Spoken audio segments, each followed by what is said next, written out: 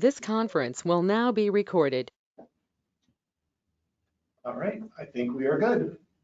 I want to say a couple things. First of all, I sent out an email, just, the correction, it's supposed to be May 1st for that meeting, not the 5th. It's on the handouts that I sent, but I corrected it on here, it's May 1st. And I think that's what you got originally when I sent the meeting.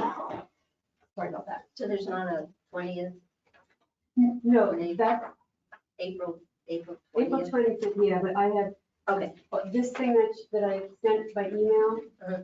had May 5th here, as that last meeting, instead of May 1st. It's supposed to be the 1st.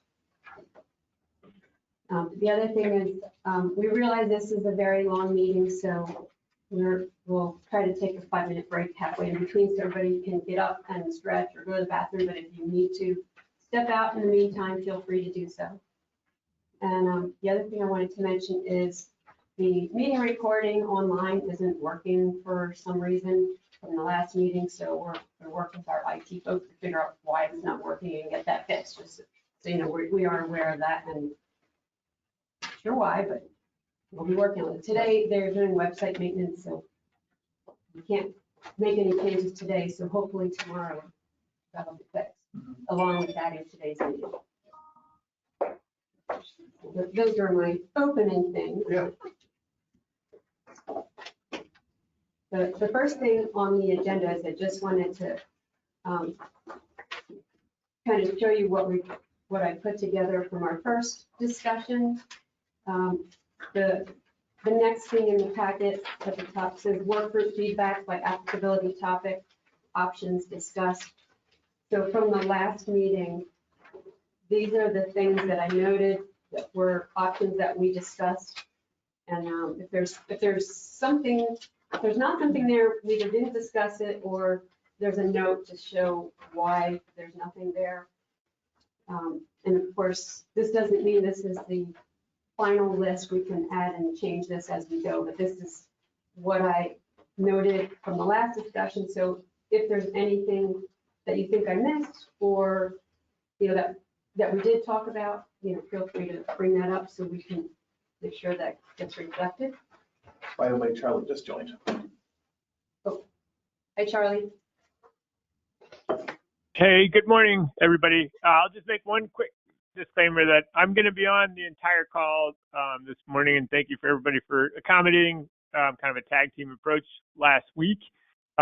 I will say, though, that our kids are having a late start today. I'm solo parenting, and I need to get everybody on the bus in about 10 minutes, and I'm going to keep my headgear on. I'll be listening, but I'm going to be off screen. I'll be on screen for the next 5-10 minutes, but then I've got to make sure my kids don't try to bail on school. So Understood. Thank you. so Brendan, just really quick, what I had emailed you about and while Charlie's on, that maximum coverage that we talked about, I thought when he was talking about it, he was talking about looking at it from a county-wide perspective. Like suggesting that maybe from a countywide perspective, there's a maximum percent coverage. So rather than maximum area per individual parcel, but per the total county. Right. So maybe I misunderstood. And that was That's why I'm something, asking why he's Yeah, while he's on. and maybe Charlie can clarify, but I know that is something we have to discuss still, but for some reason I was thinking we were talking about individual parcels at the time, but maybe Charlie, when you suggested a percent coverage, were you talking about countywide or on individual parcels? I think when I was specifically, I think I mentioned a 2% like limit on community solar, and I think that was associated with the ag kind of not the full ag zone, but the other kind of category, which I'm drawing a blank on the framing of. I think, but we've talked about this a little bit more internally. If we wanted to frame it as a full percentage of the agriculturally zoned portion of the county, which I think in Brenda's document, it said there was like 185,000 acres of ag zone in Carroll County. We could say something like 0.1% of that cannot that's the limit on community solar development in Carroll County. Like we would be comfortable with that. So that's kind of the idea that I was pitching to the group, because I think that the general concern is that there needs to be some sort of limit. And it's not just about kind of how you pre-qualify everything with detailed parameters, but there can be a cap. And so I think, we're open to that. Right, okay, so we will talk about that because that's further down on the topics, but to clarify then, I will move that point out of the, so it doesn't say individual parcels, and move that to the countywide cap. That's where it was referenced.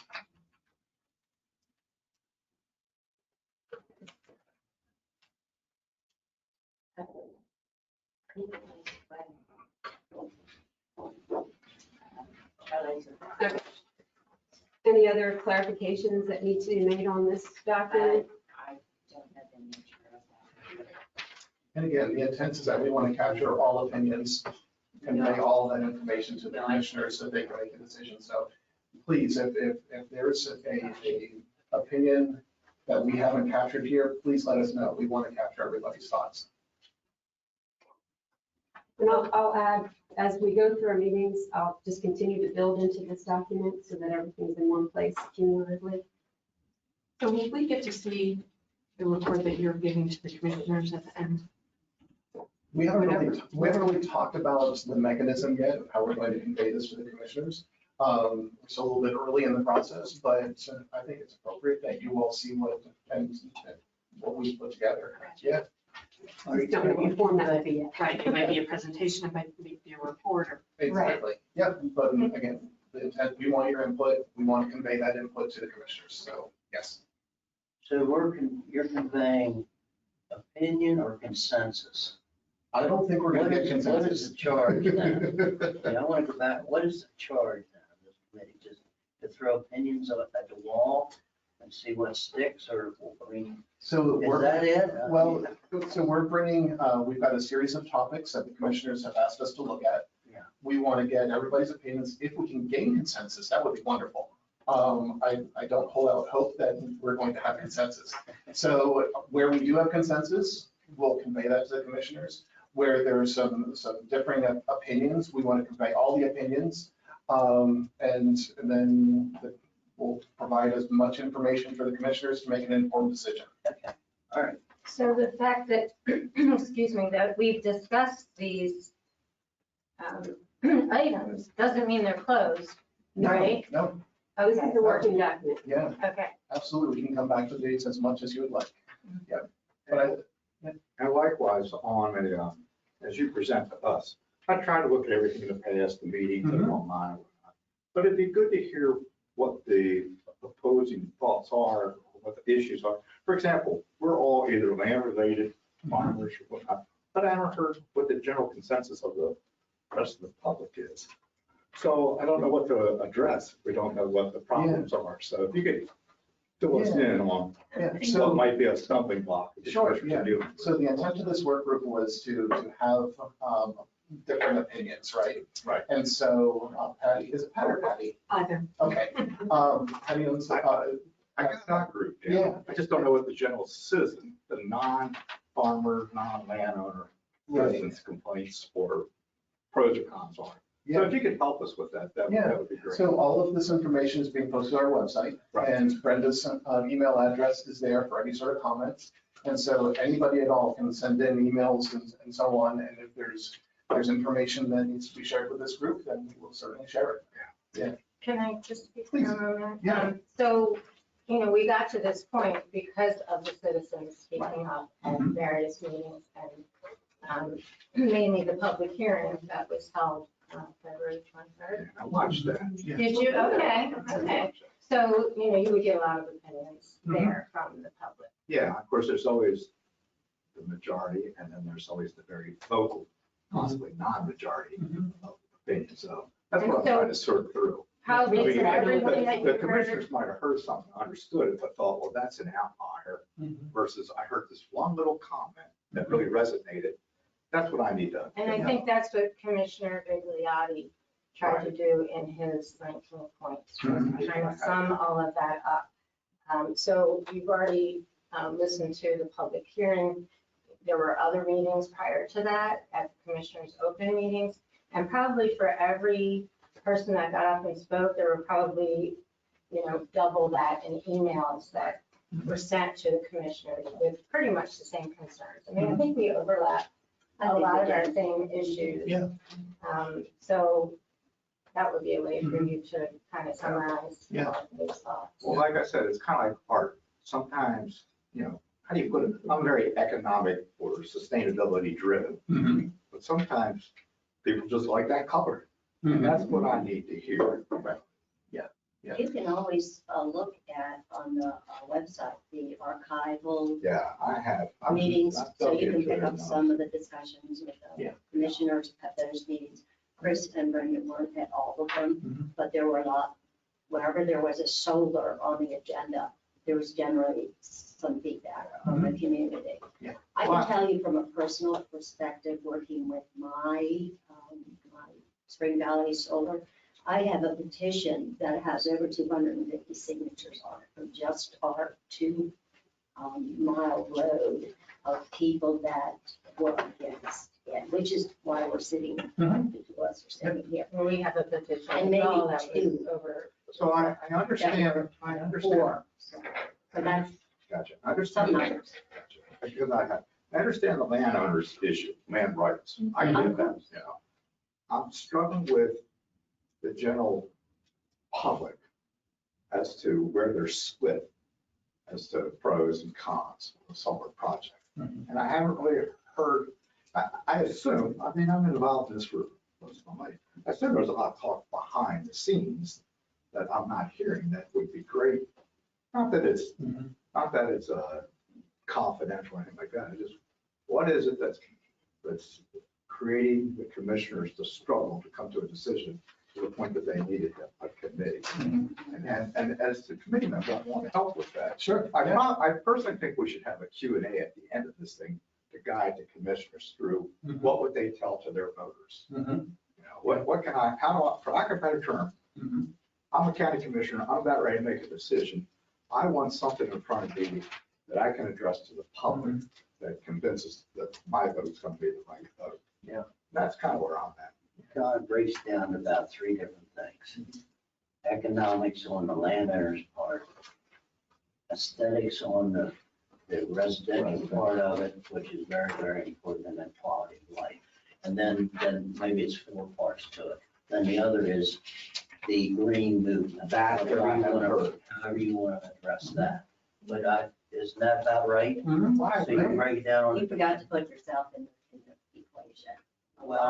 A lot of people that live next to farmland are very much enjoying the farmland. They are for the farmers. That's what we hear. Well, I'll make my stance pretty That's clear, the but I do live That's next, the quality. I do live next to one.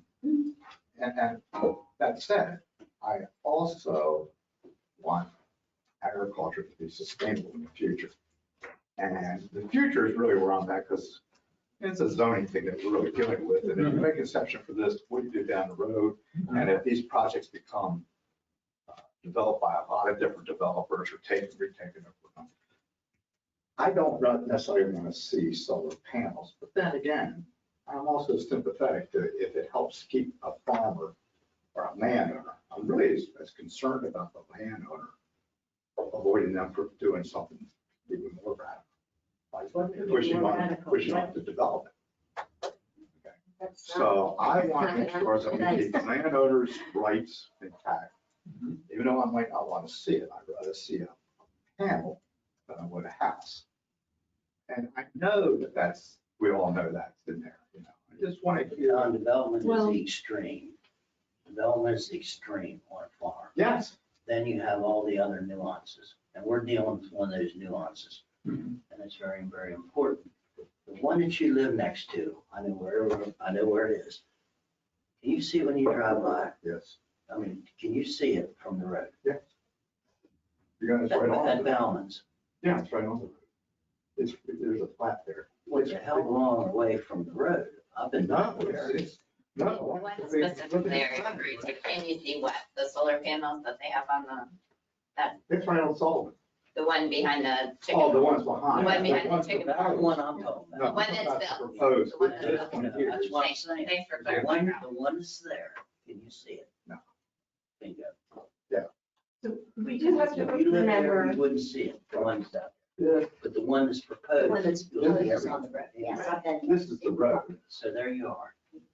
Well, Yeah. and there is, we do have to remember, excuse me, that we're talking about ag remainder portions. So We are. yes, so we're not talking, most of these still just have one, perhaps two development rights for residential. But there are other items that are permitted uses that may be more upsetting to the neighbors. And I know my husband and I, when we looked at this, we viewed solar as something that was, of that list of permitted uses, this was the least disruptive. Now, I understand people don't like the looks of it, but compared to a church or a brewery or a nursing home or a drug rehab facility that would have impact on lighting, noise, smells, traffic, impacts on county services. Solar impacts none of those. And that's something we need to consider here. And it's not just about whether you like seeing it or not, because this was a permitted use. If you take this away from the owners, what's to say if I decide I'm going to build a brewery, which might have weddings that go until 2:00 in the morning every Friday and Saturday evening, that you wouldn't like that either, and you take that permitted use away. So this is a precedent, and it's a very slippery slope for me, because if it's just based on the neighbors and their opinions, then why do we have zoning at all? And really, that's my major concern. That's the 3 minutes that you could have spoke I at did. one of the public I did. hearings. That's not for this meeting. And we each have our own opinions. That's Yeah, your and opinion. and this is all about opinion. He And just explained that this is all about opinion. it is, but the opinion of these points, not whether you're pro or con. We're all here. The makeup of this group is supposed to be, he disappeared, but Yeah. Charlie and Pat Mhm. on the pro community solar side, Mhm. and us four on the against side. Okay, I'm hearing right now that Don is not on your side. no, I am. That's what I'm feeling, and I have a problem. So I- Why? I'm sorry, why? Because there's 4 of you and there's 2 of us. Because it was So I don't decided by the understand. commissioners what the composition of the group would be, and right now I'm feeling like it's not what the commissioners want. No, if I can clarify that. The commissioners asked us to contact, to get agricultural representatives. The Farm Bureau spoke out against this code. So we reached out to the Farm Bureau and asked for 2 representatives from the Farm Bureau to participate on the work group. So that's how Don and Ralph made on the work group. Now, That list that you made up that Mhm. was talked about in the last commissioners meeting where they were giving you direction, yes, had so many on the con side and Yes. so many on the pro side. Right, And I'm but- feeling that weight is out. I don't think that I've switched one way or the other. For me to understand things, I try to understand both sides, and I'll actually take the other side once in a while, just to make sure we understand. I think we've all done that. We've all looked at it Yeah, from well, our you guys, you property think I'm on the owning wrong side neighbor's side. in your mind. No, I'm more after stuff that we don't hear or see, and I know this is reality. I want to know if we have a fear at the county level that if we take a stance one way, it might affect, I don't know, pick on ag press. If we take a stance here, the state of Maryland will cut funding for like ag press or do something like, I need to know that too. Because I don't think this is as contained as just solar panels or not solar panels. This has to come play in the sandbox with not just our citizens, but with the state. And I need to understand, is there an issue there or not? You know, when we have a good compromise, both sides have to get a little bit, I think, and that's where I'm trying. So if I say something that sounds out of whack, no, I just want to make sure think one thing all our citizens agreed to, we like the way Carroll County. Now, this is not even me because I'm all economics, but we like the way Carroll County looks. And somehow that brings value that I can't isolate. The body sounds like art. But we have to know what the people that don't think like me are thinking. So I will sometimes bring up the other Can side. I jump in? I just switch sides because this is not about we're on that side and you are on this side. This has nothing to do with a composition of a group that is pro and con, okay? Because it is about differing of opinions, which is what we have in this room. It's not pro and con. It's about talking through this and finding the best solution to have in this code for Carroll County, for the vision of the entire county, for those landowners, farmers, developers, citizens, for everybody, right? I So agree. that it's not But pro if and you con. watched that meeting, if you weren't there, you saw that composition got switched around a little bit because the majority of Carroll County was opposed.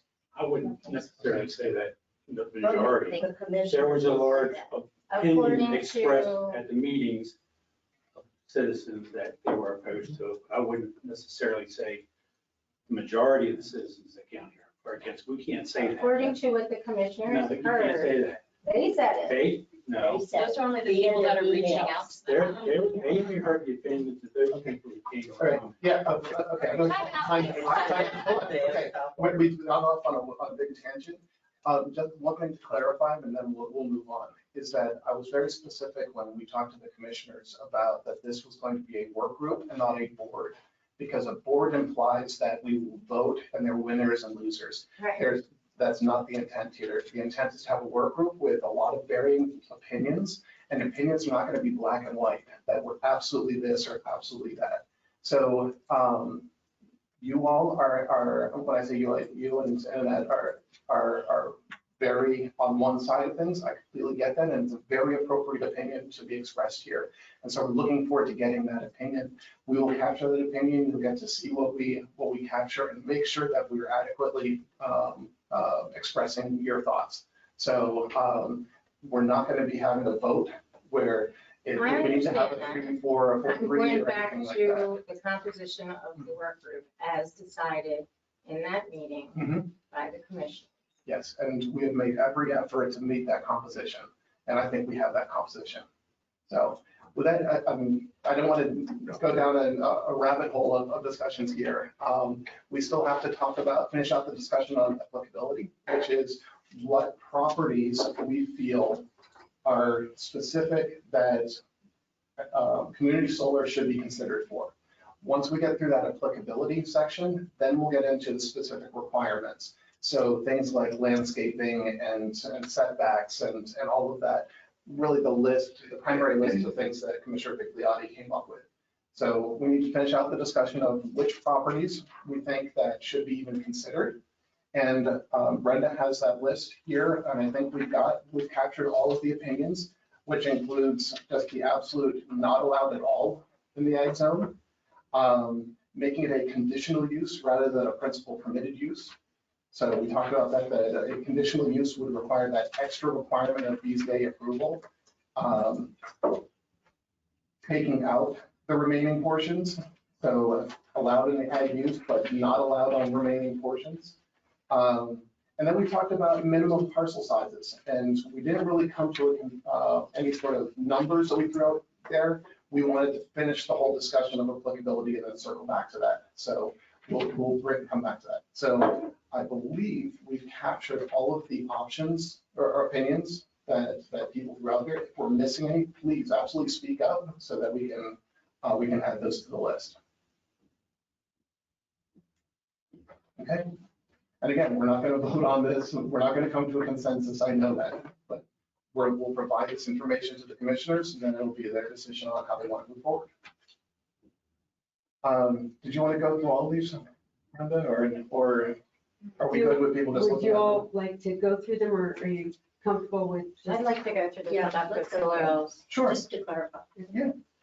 just the size? Yeah, I can do that. Or you can start wherever you Yeah, so beginning. with productive soils, We talked about the different soil classifications, and one of the opinions is that we wanted to avoid class 1 and class 2, which are the most productive soils.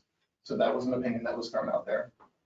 Can we stop there? Yes, please. So during that meeting, it was said that if we eliminated class 1 and class 2 soils, that, that would be the majority of the soils in Carroll County. And that's Yeah, that's not that. And with receiving the data that I understand, oh, It's on the next. yeah, I think, here it is. Yep. Yeah. So we can see that that's not necessarily the case. Yep. And those numbers are strange at that, because when you hit class 3, you could be in areas that aren't built, that are wet, or there's issues such as that. Class 1, class 2. Right, but they still may be suitable for. Exactly. Exactly. Yeah, but that's a big number on, for class 3, from 53% to 1 and 2, which is, about 50% of the total. So there's a lot left in class 3 of soils. Well, I agree, and a topic that we had discussed is. Some are good and some are not good. Put the slope in. Slope is great for solar, it's not great for farmers. Right, well, slope's good or bad for solar panel, which way it slopes. Right. Well, look at South Carroll High School. Yeah. And that's a great use of Well, we're just- solar, right on the hill, that's right next to the field, that nobody can use for athletics. Right. So that's great, and it goes all the way back. Well, my point there is 53% of the county is 3 to Why not? 8%, not 3 to 8. 50, well, class 3 to 8. Yeah. 53% would, what is, not all of that would be available. Or usable. Right. Or either. And I know that. Near the people water, keep it's coming going to be back- not usable for either. I know people keep coming back to say what I mentioned, but this is a zoning exception that we're looking at traditionally. This is a zoning issue in my mind. And when you have property that's already zoned that's suitable for these projects, but not economically feasible, that's what makes me keep coming back saying, wait a minute, what's going on here? Why do we have to make, basically what's going on here is, this is my opinion. Basically what's going on here is solar projects are not feasible if they have to pay too much rent. And the properties that are designed for solar panels are expensive. And I come back and ask myself all the time, are the farmers going too cheap? Why are we going after the low-hanging fruit for agriculture property when it's already zoned? When commercial panels can already be put on industrial and commercial property, there would be no meeting if the developer said, I'm putting these projects. And there are some on commercial, right? Aren't there about 5 Well, it's hard to- communities solar? It is hard to find a footprint that big, that's commercial or industrial. With the community. Com- We're talking about community So that's solar. a- It's not No, just- community solar is also on commercial and industrial. Yeah. But what I'm saying though is community solar is the next part of all this. In other words, they keep chipping away. So now we're down to community solar. We started out with commercial, now we're now we're down to community. So it's just one more step in the, whatever the process is. But I'm saying community solar You're right.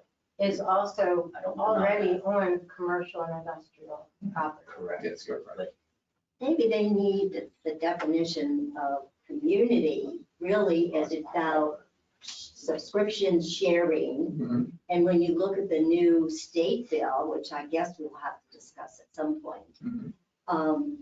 their focus is not at all about agriculture. Right. It is all about 50%, 40% going to the LMI community. So to me, that's where the use of a parcel was perfect because it was the 2 to 5 acres, Now the vision the changes. 2 to 5 megawatts. Well, for the better or not for the better. You know, that bill does not favor agriculture in any way, shape, or form. Nor do we know what it's going to be like 7 years from now. That's my. That's right. That's right. And the writing's on the wall. We're fighting, Cher and I are fighting for the farmers. We're fighting for saving the agricultural land, not for my kids, because it's my grandkids that I want to save the land for. And I have my own piece of land to worry about. So, you know, how much farmland are you willing to give away? That's the question. Well, but Well, and okay, can I just inject a little bit here? This is what I was trying to mention earlier. is that Oh, sorry. remainder beyond the 15, right, will go into agricultural preservation and not conservation preservation. That's Right. conservation. It's conservation. Essentially, it's semantics. Okay. Yeah. Essentially. Reserved under conservation easement. Yeah. Thank you. And then the land that the solar facility is on, when it's retired, will go back to be agricultural. So this is not a permanent thing. This is something that retains agriculture in Carroll County. I don't understand your point saying that it doesn't. Your So point is, I want to ask you something about that. Since you've been involved and I'm sure they've given you all the if, ands, and buts, but that's a permanent conservation easement, Yes. correct? Yes. So the land underneath the solar panels is not part of that agreement. That's correct. So is there anything in that conservation agreement that says if and when their solar panels leave, it will be under conservation easement? There's nothing. No, it goes back to So what my understanding is, to answer your question, is that it goes back to what the zoning was at that point in time. Okay, so then if those solar panels leave, then you could put a church, a slaughterhouse. whatever. Just on that 15 acres. Yeah, And not the whole it- farm. Not the whole farm. In my case, I have 125 acres. 110 acres will go into agricultural conservation. And that 15 acres, maybe I would do Something something wrong with with it. this. And right Well, now, you it's wouldn't. 20 acres is the max. for 20 acres is the max for the solar right now. Right.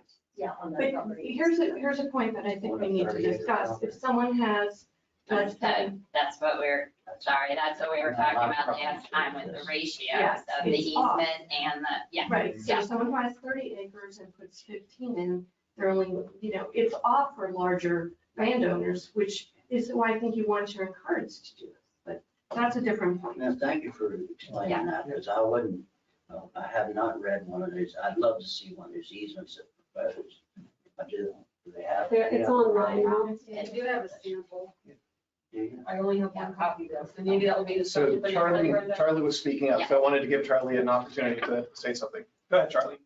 Yeah, sorry to interrupt folks there. I was bringing back the point actually I made at the very beginning, which was having a limit. So I think that the concern is that the ag land is going to all go away and go to solar and be kind of solar is going to sort of take over Carroll County. But if, again, basing on the estimation that there's 185,000 agriculturally zoned acres in Carroll County, if we said 99.9% of that cannot be developed for community solar, only 0.1% could be developed for community solar. Shouldn't that be like kind of reasonable assurance to folks that this is not going to spiral out of control?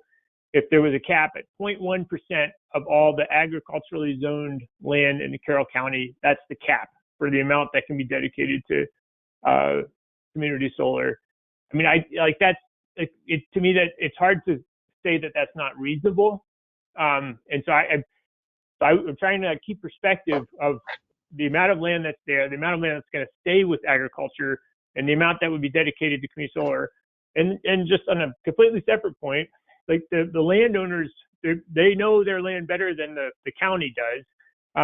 They're trying to figure out ways to make revenue for themselves, to keep land within the family, potentially to be farming part of it, using the other part that maybe isn't as valuable from an agricultural standpoint.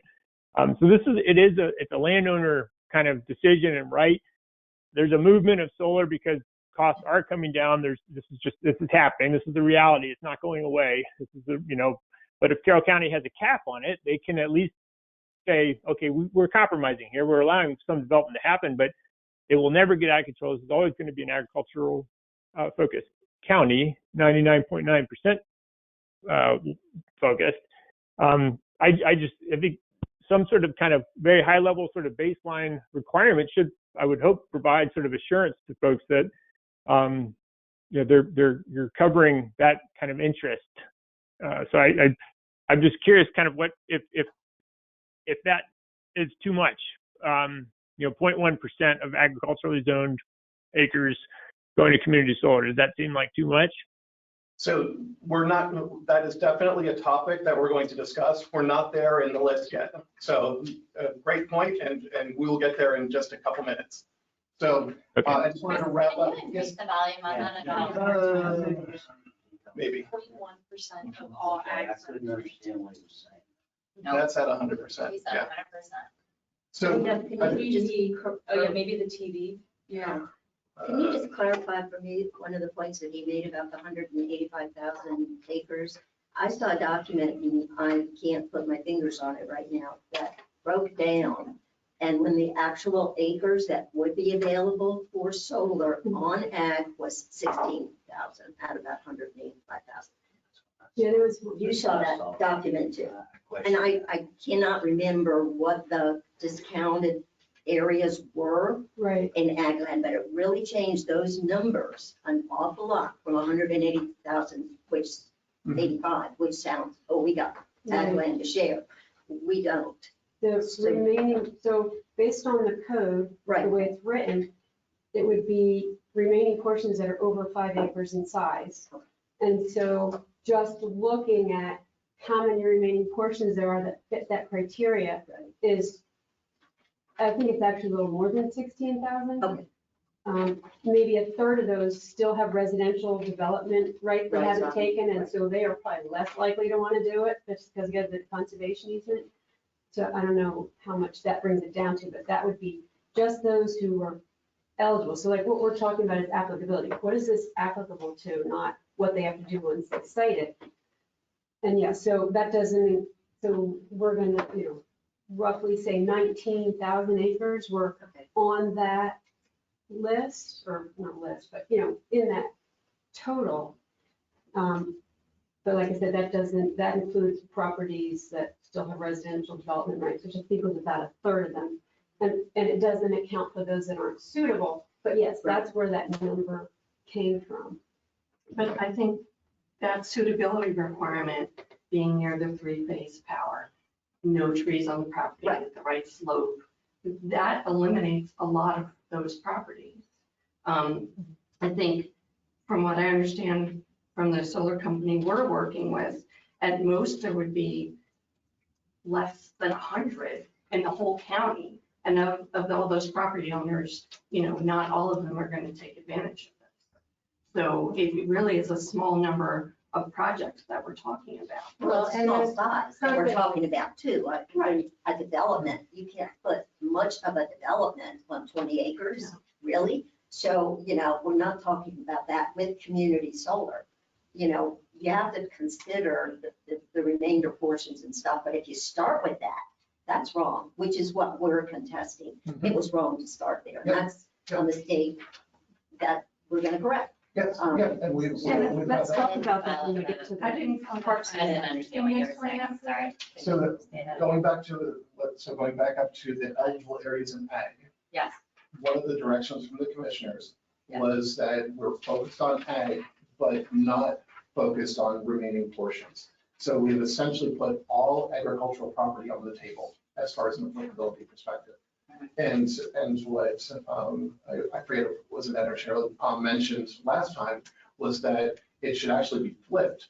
And that you start with all ag, we should take ag remaining portions off the table, that they don't feel that ag remaining portions are appropriate for Is that what inclusion. you were just talking about? Correct. Yes. Oh, So then for those ag portions, you would still require the conservation for the rest of their We property? haven't gotten there yet. but- I'm asking your opinion. Yeah, once that is used, then yes, the rest should go in. Well, but the solar cannot expand, so that's what the conservation was made for. And that's why the decision was made. To So, restrict solar up to 20 acres, and actually the fields themselves are less than that, but the lease is usually, I guess, on 20. I don't know if yours is. Well, it's because it's intended to include the access road has to be in that Right, all of 20. it, And all it's a of long that. road, that's a lot of acres. Yeah.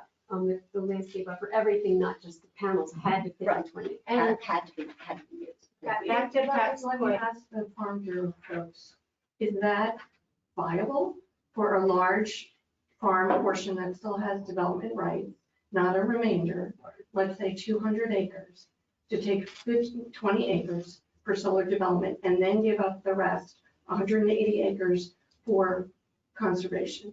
Is that economically viable? Our biggest concern, one of our concerns, I'm not sure I'm going to answer your question, but when you put a 10-acre solar array on a 20-acre property, you now have 10 acres that's extremely hard to farm. You have big equipment, you can't farm short rows and all that kind of stuff. So, and this is where it's tough because you can't write into code, yeah, but, you know, there's all the yeah, buts that get in the way. But we know agriculture in Carroll County is going to be either two ways, real small farms or real large farms. And we think real large farms economically support the county extremely well. We do not want to hurt the commercial farm. So But didn't really give you a big answer there, but the least impact, the better.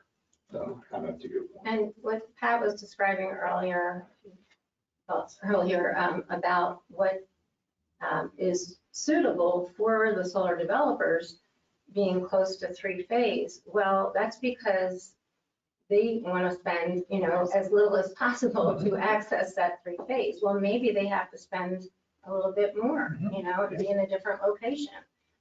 They're looking at the bottom line. So they're going after these pieces that are extremely close to the three-phase. So I think there is a larger area that is available to them. It may not be as attractive to them, and it may be more expensive for them to access the three-phase.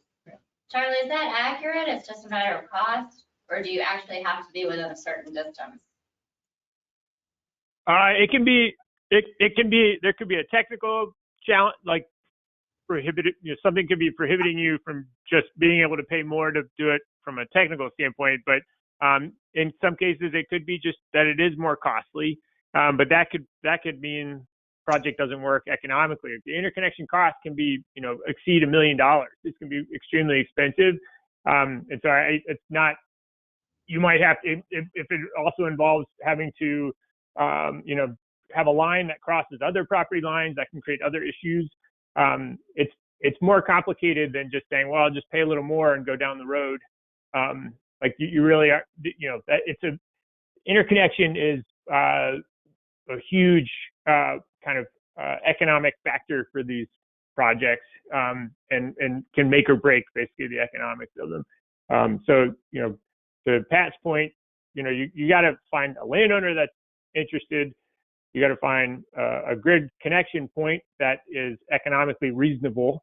You need to find land that works, that the landowner owns and is willing to use. Then you have to go through the permitting process. Then you have to get awarded capacity through the program, which might have its own limits. So it's really like a complicated market. And again, that's where I kind of throw the sort of blanket statement out there, like let's just cap how much can happen in Carroll County. So you have kind of that peace of mind that it won't spiral out of control, but it still allows the landowners the opportunity to diversify their revenue streams however they see fit. Great discussions, but Charlotte would like us to. But can I wait till we get to the topic, or? Well, it's about remaining portions, minus the remaining portions. It's a question about that. Okay, Are we on that or not? sure, go ahead. So we talked about that a bit last time, and I heard, well, remaining portions are going to have adjoining residential properties because of the nature of a remaining portion that there was subdivision at some point. But I really need you, whoever brought that up, I think it was Cheryl, to help me understand how flipping that, how is the remaining portion that is ag zone, because zoning different than all the other properties that are ag zone. Like how will flipping that and removing that actually not result in the same challenges that you're experiencing now from maybe other citizens, right? Like how will removing it actually be And maybe when we advantageous? get to that point, we have to include some other applicability, where if there are residential uses nearby, maybe they need to get permission. So we may come back to a full, we're just talking about ag. And we may come back to that But through we the know, because conversation. that's how we arrived here Mhm. right now, is because remaining portions are. That's why we're. Well, I think perhaps if this had been on all of ag to start, we probably would be hearing the same things from Yeah. citizens. We don't So we don't know. As Yeah. a pilot program, right, we don't know. Not so acutely, you wouldn't be hearing it. Right. Because right now, the acute proximity to residential agriculture is, But it's But it could be the residential same. that are right It there could be on the the same. property. about ag land in the county, there is a lot of residential uses on ag land Correct. everywhere. Yes, Right. So yes. no matter, almost no matter what property you're talking about, there's going to be a residential use right next to it. Yes. So it's, Right. could be, Same thing. Yeah. So we may need to build in some, other types of. Exactly, which is what we were talking about last time of things that the code has traditionally used, right, to help like these distance requirements or, Mhm. setbacks. Zoning Right, appeal, so when we get to that whatever point, that's that's called, important to right. keep in mind that we might come full circle. Yeah. Because we don't want to create the same challenges Mhm. if we flip the coin, right? And And this whole argument's not unique. Because when you talk about ag land and the preservation of it, I'm talking about whether it's under easement or not. I'm just talking about trying to preserve the agricultural community and the land itself. You get to a certain point and then you run into these obstacles or challenges, I would say. Then you take care of them. Then you'll go to another point, you run into the next group of obstacles, you take care of that. So we're, in a sense, this is a blessing in disguise because we're talking only now about what happens on remainder portions, which leads into the discussion of then what happens on larger portions or all of ag. So maybe we're helping to protect the next step in this. So whatever the commissioners come to, they're helping to protect the millions and millions and millions of dollars that's been spent so far to ensure that ag stays ag. So whatever side you take here, that's really what this is all about. And so, just to assure you of something, I want to make this short. We represent Farm Bureau. The Farm Bureau has this list of concerns. That's why we're here. So whatever we come up with, we're representing what these concerns are. So what I've put on the table so far are these concerns. Can you share that with us? Sure. It's a policy paper. and I'm Yeah, glad let's see. there's some good points in here, and there are some that just are spot things that I think we've already covered, but yeah, sure. Glad to. Well, what has happened with the remainder portions, you were talking about large farms and small farms. How many small farms are becoming larger because they have to, because they lease property, which is what's happening here on the ones, this community solar property. There's 8 of them if you include Roberts Acres. We've been to all of them except for, no, I think I've been to all of them. Anyway, the landowner in 7 of those 8 is not the person farming it. It's a local farmer who's farming whatever acres were before the solar and will be probably appropriately still farming it if the solar is there, what's left on there. That may or may not be true. But that farmer is doing those 20 acres and yours is, I think, a large farming family. So it's just adding to theirs. But there are some that the 20 acres is just keeping them alive in addition to their small 100-acre farm. Or even smaller than that, there's no way they're going to survive. Right. Well, So we know that's not a large We know that farm. middle farm is at risk. We're going to lose the middle. That's a no. Competition for land rent is going to be a big issue. Yes, And that's Yes. kind of why I keep coming back to saying, but we need land owners, whether they're farmers or not, to have available land. for you to use. And that's basically all the Farm Bureau's position is let's not destroy a base. You can't revert it. Once it's gone, it's gone. Mhm. And if we go down the slippery slope of always making a conditional use exception for some properties, where does it stop? If it's not solar panels, what's the next topic? We're just kind of trying to make sure that we're. And I will tell you that when I was here, one of our main discussions was what do we do about remainders? How do we, absolutely, and it had nothing to do with solar. It was, so this argument has been going on and on and on. And I'll give you just the best example of what could happen to a remainder. If any one of you, and this is no reflection on what people did there. Between New Windsor and Westminster, New Windsor and Union Bridge, there's a beautiful farm there on the right-hand side that I think it was around 100 acres. A church group came in and bought that, developed it all out by a cluster development. And then basically took pans and bulldozers and leveled the entire top hill of that farm, ruined it all and put a big church there. Now, that was the remainder portion. I doubt there's 5 acres left on that farm. So the remainders portion and what you can do on it is a problem. So I'm so concerned about what land we're taking for solar, where it's located, and not to take productive land. That's one of my main concerns. So it's a perfect segue to go back to, we're talking about soils, right? So we've got, No, I was hoping we could. so what we discussed last week from a productive soils were essentially three opinions that we threw out there. One was avoid class 1 and 2 soils, right? Yes. Work with the property owner as far as what they use as productive, right? And then it not be a criteria at all. So those were the sensitive opinions, and so that's what we will present to the commissioners for their consideration. So I think that captures the opinions across. Can we talk some more about that?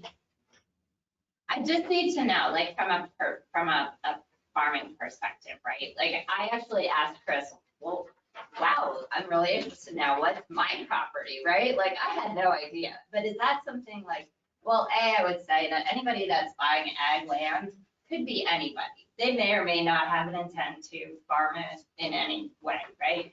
But are people looking at, are in general farmers like researching the property in terms of the soil classifications before they purchase it? They want to know what they're. Most of they're their getting. eyes are trained in the first place, but they definitely, farmers know what they're doing.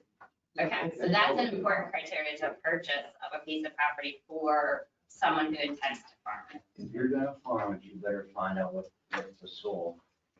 And here, but out west, they're classified to the nth degree, and the value of that property is based on that. Here, it has been based on the residential potential until the Ag Preservation Program came on strong. And now, if you buy a farm here, you're gonna see what the capability of that farm is and then what you can do. Okay, So, yeah, it's huge. but It's huge. But on the flip side too, there could be landowners that own agricultural lands that aren't farming it, and they may not be aware of what that soil classification is, right? And for them, you know, how am I gonna use my land, right? What do I wanna do on it? And then, oh, wait, I can't do that based on what? Like, I wasn't even aware. So there's that aspect too. Well, and even if you rent land, you're gonna pay a higher rent on land that's really good. That's really Dirt, powerful. like out in the valley where he lives. I mean, that's good dirt out there. And so if you would rent that, any farms out there, you're paying top dollar. You get into, and I don't want to disparage anybody's farm, let's just say mine. My farm is not as good as the farms out where Don Right. lives. So the rent on my farm, even though I love it, it's more of a struggle than if you put a seed in his ground, a seed in my ground. You want a definition? Here's the USDA definition of prime farmland. It wouldn't. Oh, no, I just wanted to kind of get a feel of, Oh. if people are aware even of what their soil, do you know what your soil types are? You're in Doesn't- ag, When right? the testing is done, like for any project that's going to be done, whether it's solar or whatever, do you test the soil for Nope. classes? Not at all. Okay. So that's, Is soil class a Maybe we restriction should- for any development? They show it on the site plan. They No. have to show all Oh, the they have to show soil, it. right? On the site plans, they have to show the lines Oh. delineating. They show the soil The types, soil not the soil types. rating. not the soil Correct. classes. Right. Hold on. Sorry. So on site plans, soils are indicated because it relates directly to stormwater management. So it's the hydrologic soil type, which is a different soil type than the farmability. Interesting. So hydrologic soil type is rated on an A, B, C, and D. Mhm. The farmability, suitability is a 1 through 8. Great. Yeah. And Chris, even that now is starting to be studied on a farm when you put a plan together on your farm, the erodibility of your Mhm. soil. Yeah. Yeah. Because when you have, like Mhm. high erodible soil, that's one thing. And so Mhm. when you're dealing with anything through the conservation service, they look at erodibility Sure. Yeah. and how you farm your ground. Yep. You know, But soil quality is not an aspect of any type of development requirement. Whether you're building houses or, Absolutely. That's Right. right. But That's that's correct. because that piece of property has been approved for residential, it's not agriculture. what I'm saying is if I have the best soil in Carroll County and I want to build houses on it, they're not going to say no. If Right. it's approved for that, yes. Yeah. Well, and the thing is, if you have the Or best soil in church. Carroll County, they want to build there because the permeability's there Mhm. for septic and the whole 9 yards. So they develop all the easy stuff first. And it's just like everything else. If you see houses in Carroll County on hills like that, what the hell? But it was a lot harder to do that than that. Yes. So that's where they are now. Our best soils are Yeah. under concrete. Yeah. New York City was built because Mhm. it was easy to make a living. So The the other extent, the only other issue that's gotta watch, and that's why I'm staying very futuristic. In the 80s, we watched prime farmland on the eastern shore drop in value. Corn pasture went for roughly $7, it's $6 maybe today. Keeps going down. What you see buyers doing today will be slightly different than what the market switch saw. Most farmers understand that. The non-farmers, and this is where Ralph is good because we keep coming into, we don't want to disrupt the relationship of value between preserved property and unpreserved property. Mhm. And sometimes we'll make a comment that it's all face in one regard. It doesn't deal with the actual zoning, but we know how this could affect future values of preserved versus non-preserved properties. That gets into the state. That's what I like they your get funding. request for next time, like, I keep staring at these two maps. I'd love to see a visual image of all the ag land, and then polygons on top of it of all the preserved land, right? Because I think about, right, like there's all the preserved land, but I want to see it on top of just ag, right? So we know, like, what is ag, what's already preserved, right? Just that visual of the whole county, because I think we're doing really well, like, We we're can like, produce that map for the next meeting. Yeah. Say, we have 185,000 acres of ag land, we've already preserved. 78,000, 78,000. So we're gonna be talking how much ag land that's to put solar on, because that preserved land, you're not gonna be able to put it on at all. Right. Not even think about it. and this also adds to that preserved land. That's Well, I'm not why saying I- that. that's- I'm saying, that. What I'm saying is, we're talking 185,000 acres. No, we're not. We're not. You gotta take all the preserved land that's already there that can't do it out of the equation Yeah. already. You just Well, and can't do it. So we're talking, how much of that 185,000 has been developed? and Right? that's, Because through residential or all the other commercial uses we're that we not want talking to as is much- already developed. So that knocks that number significantly down. right, we're not Yes. talking as much ag land that's available as Right. we think. It's not 185,000 Well, acres. What our Ag Preservation Office has indicated is that, so you all know, we have the goal of 100,000 acres, right? And so we still need about 22,000. There is It's less now than 50,000 acres remaining for us to get that 22,000 out. So maybe that, Say about 34. you would know better than I would. Somebody stretch that number, I Yeah. think, but that's just my opinion. Yeah. From what I. So I think the real number is about 34,000. Is Right. what we're talking about. Yes. So, Yeah. not the whole 185. We need to remember that. The other number I'd really like to have, and maybe Kirsten can pull this, just from the pilot, like the pilot program that already went into motion and the projects that we had already been initiated here in the county, I'd like to know a total acreage of the easement areas for those properties, right? To say, oh, we had however many projects and that would be contributing X amount of acreage. I think that'd be interesting to know, because in Patty's case, it was a large acreage, but in some of the other ones, it could have been minuscule. It would be interesting. That would be a great number to know. Would you mind? Yeah. Thanks, Kirsten. So some of the other topics that we discussed for applicability, one was proximity to other zoning districts. And there, I think we did reach a consensus that we decided that that was not appropriate to add in as part of its applicability. Certainly use is. So again, there's a difference between zoning and use. Considering use maybe when we get to the specifications of with setbacks and so on, absolutely take that into consideration. But from a restriction on adjacent zoning, I'm pretty sure we hit a consensus that no, we did not want to put a restriction on that. Everybody good with that? Okay. Yes. Can we hear now?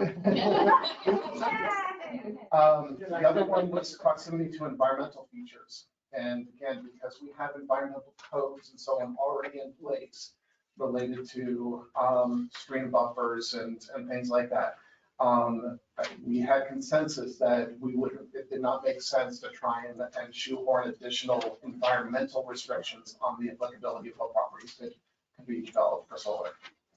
Okay, great. So now we get to, oh, and Charlie's not there. Now we get to the discussion of, Well, this isn't the discussion sheet. This Oh, was I'm just a sorry. summary. I'm sorry, let me turn it back to Brenda so we can go through the next steps. I think we've hit what we talked about last time. Only take an hour. Well, the first one just is the summary of the issues we thought we discussed. Mhm. So the worksheet that Cheryl has in her hand with the other information on the front, that one actually has like options that could be on the table in addition to whatever else we come up with. And I reordered so again, like there's applicability versus specific criteria. Applicability is where are we going to allow these? And then specific criteria is, right, once we know where it can go and we're going to put it on a specific site, what other requirements do they have to meet? So under applicability, that's when we talked about kind of flipping the order and making eligible areas the last thing to talk about so that we can already weed out some of the other areas that would narrow down what would be in that overall eligible areas category. Before we flip to that, can we just look at this quickly, or could you clarify for me? Sure. Where the districts in which certain commercial solar facilities are permitted, you have 67% agricultural. So of all of so we're only talking about the unincorporated area of the county because of course municipalities, we are not in our jurisdiction, not subject to our zoning. So in the unincorporated areas, all of the land area, 60%, 7% of that land area is zoned agricultural, which is just the zoning, not the use, right? And then we grouped the two types, there's three commercial zonings, C1, C2, and C3. I didn't include C1 because community solar is not allowed in C1. So I grouped C1 and 2 here, and that's 0.52% of all of the county zoning. Industrial 1 and industrial 2 grouped together is a total of 1.4% of all the county zoning. And then employment campus, the community solar is allowed, there's more restrictions on it there, but that's only 0.05% of the total zoning in the county. So then of the commercial and industrial, most of it it's safe to say most of it is C1. No, not necessarily, but, Because there's a big gap here between the, well, there's The 1.4% of the land is industrial versus only 0.52%. right, but If I could, we're also We're not not seeing adding the conservation zoning district is not reflected in this. This is not allowed in conservation at all. So that, the map you're seeing there didn't add up because we're missing that entire zoning district. If you look on But that I map. only included the zoning that allows community solar. okay, okay, gotcha. If you see the map up here, this is a zoning map. Everything that's in green is Or yellow or yellow is conservation. and residential. And Yeah. okay, yeah, I'm sorry. So yeah, everything in green is conservation, everything in yellow is residential. So that community solar is not allowed in those. So that's why that's Okay. what makes up the difference to 100%. Okay, That's why. Well, I'm sorry, if that was what you're trying to do. yeah, I was just trying to see what I was missing. Other are not allowed because it's percentage, but I had put in the top that it's where facilities are permitted, so that would Thanks help. for that Sorry. Brenda, how they determine conservation was, I think a dartboard and a dart. That was 50-something years ago, we're not talking about this today. And interesting to note that in C2, it's a conditional use. Yeah, at the bottom of this page, you can see the, in these districts, so I said C1, it's not permitted, so there's an X in that line. C2, it's C equals conditional, P is a principal permitted. So you can see whether it's conditional or principal permitted in those districts that are listed above where it is allowed, except for ag, which you know is principal permitted. And just so everybody knows, the C1 reason it's not allowed in the C1 is C1 is basically very small little villages throughout the county is where the C1 is located. So, I mean, it's not suitable for almost anything really, in the old small village. And Jay, in your opinion, like, why do you believe it's principal in C3 and conditional in C2? What's the difference there that drove Difference that? there is that C2 is the widest area for commercial. C3 is usually reserved for like larger parcel lands where you can put big box stores and stuff like that on it. C2 is for everything else that can be done. Your 7-Elevens, your gas stations, your convenience stores, things like that. C2 is more of that general business or office type zoning, whereas the C3 is more oriented to shopping centers or big box stores. Walmart. Yeah, Walmart, Target, things of that nature. So that's the difference between C2 and C3, and that's why in the C2, it's conditional. They don't want to try and use that land for solar. That's for business. That's what we want in the county. Which again means it has to go to the BZA and go to that public meeting and it goes through their criteria as well. So. Again, I'll keep saying it because it's really important because it's a misconception. The conditional use is not a maybe. It doesn't mean the BZA will say yes or no. Typically, it's just that the BZA says, yes, it's allowed, but here are additional conditions that need to go on it. Right. Yeah. There's a lot of misconception that principle is, I can do it, Right. and X means no, I can't do it, and conditional is, maybe I can, but there's something effect, no, conditional is yes, but with some additional But conditions. here's the, right. But I do think thank you for clarifying that. It's absolutely important, but it is an additional step in the process. Yes. It is an additional public meeting. It does give it the opportunity to have those conditions placed on by the BZA. So that's the difference. Yeah. Could a community solar project be eligible? Because we have properties with impervious parking lots, roofs. If you want to take them all and you got 7 acres there, would that? You could do that. Yes. Yes. We could do that. Actually, And we would encourage that. meet some, like our state goal. So that would count towards the state goal. Yes, absolutely. So to talk about the state for a second, the only goal that I'm aware of that's really been established is by, and I may get this wrong, but you'll get the idea, is I think it's by 2028 that 14% of the energy produced for the state of Maryland must be alternative. It may even be solar. I can't remember for sure whether it's solar or it needs to be alternative, right? The state there's this legislation that's been proposed for the past couple of years to establish a blue ribbon panel to evaluate solar across the state and would look at individual counties, and perhaps out of that blue ribbon panel would come recommendations that certain counties would hit a certain percentage and so on. That legislation has not passed. There's no document out there that says Carroll County, thou shalt produce this amount of energy yet, right? So that's what we're trying to get ahead of as part of this, of the actions that we've taken. So in general, across the state, there's this goal by 2028 to hit a certain number, but nobody has come down on us or any other county and said, you're not pulling your own weight, you need to do more, right? That hasn't happened yet. And you, like, your question about parking lots and stuff like that, that's allowed right now Yeah. in any commercial or industrial zoning district. Yeah, I'm looking at conclusions now. Yeah, I don't know if everybody's aware, but, and I apologize if I mentioned this last meeting. Random House has a warehouse in Hampstead that's 1 million square feet, and the entire roof is covered in solar panels. It's over 22 acres. I believe for a short time, it was one of the largest in the nation, as far as mounted on rooftop. I love Brandon. It's not community solar though. But it's not community solar. That's my push right there. Like I say, even in the ag zoning district now, you have your farm on it. I agree. If there's a farm up at Town that's going to put in a large solar field on their farm, it's a chicken farm, and they're going to use the electrical for their farm.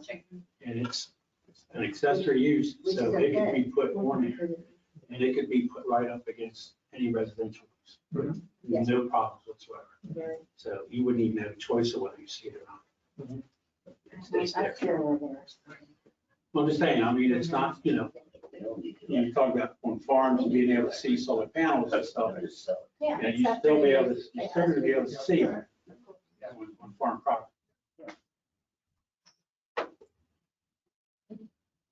A hypothetical question, Chris. Sure. Okay. And who would determine in the county, let's just say that this strip mall is going in on 140 out here.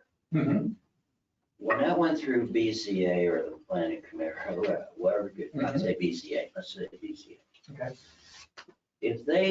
Do they have the, how should I put it? The authority. The authority, that's the word. Do they have the authority to say, we'll allow you to put that strip mall in, only if you put solar panels on that parking lot? They do not. They do not, They right? cannot make out a condition.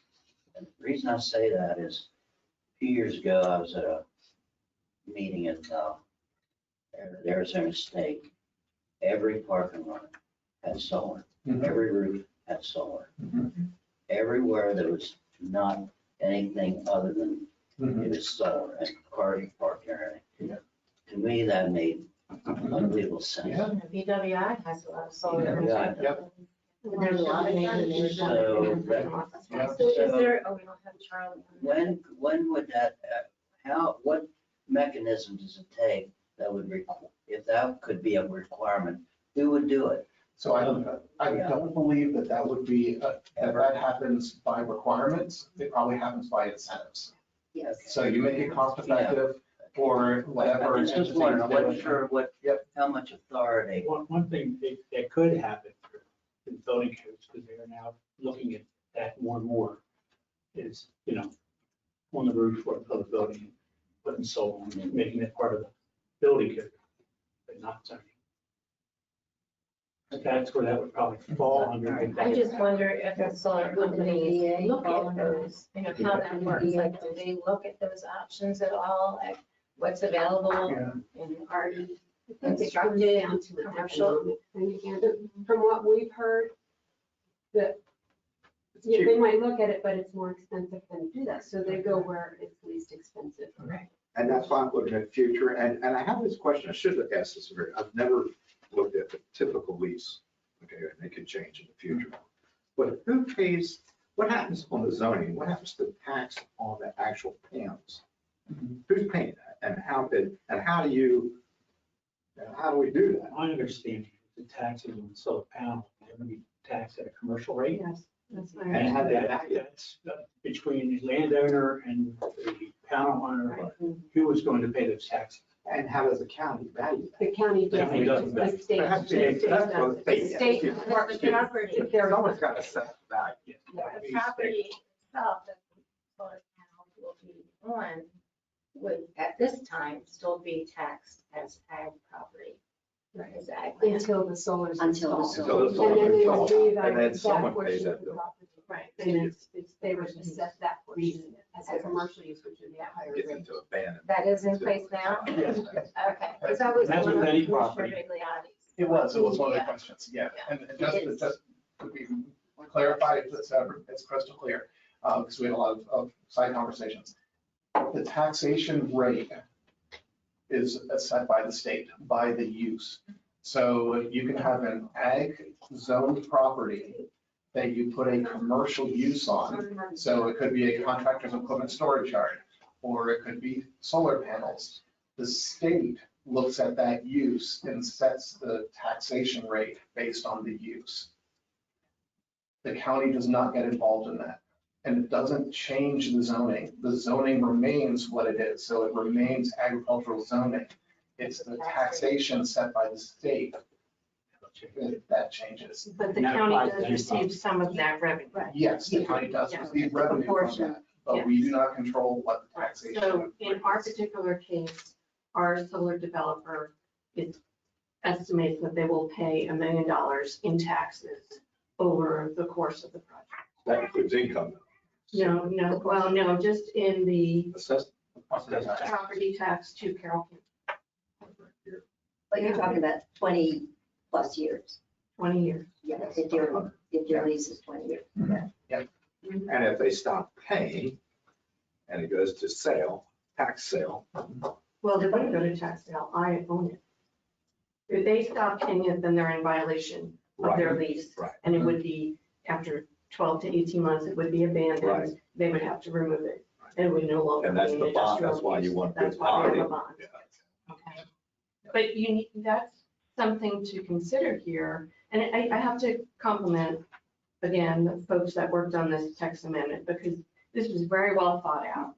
In my career in the federal government, I wrote guidance and standards, and it's very difficult to do because you don't always know what the situation is going to be.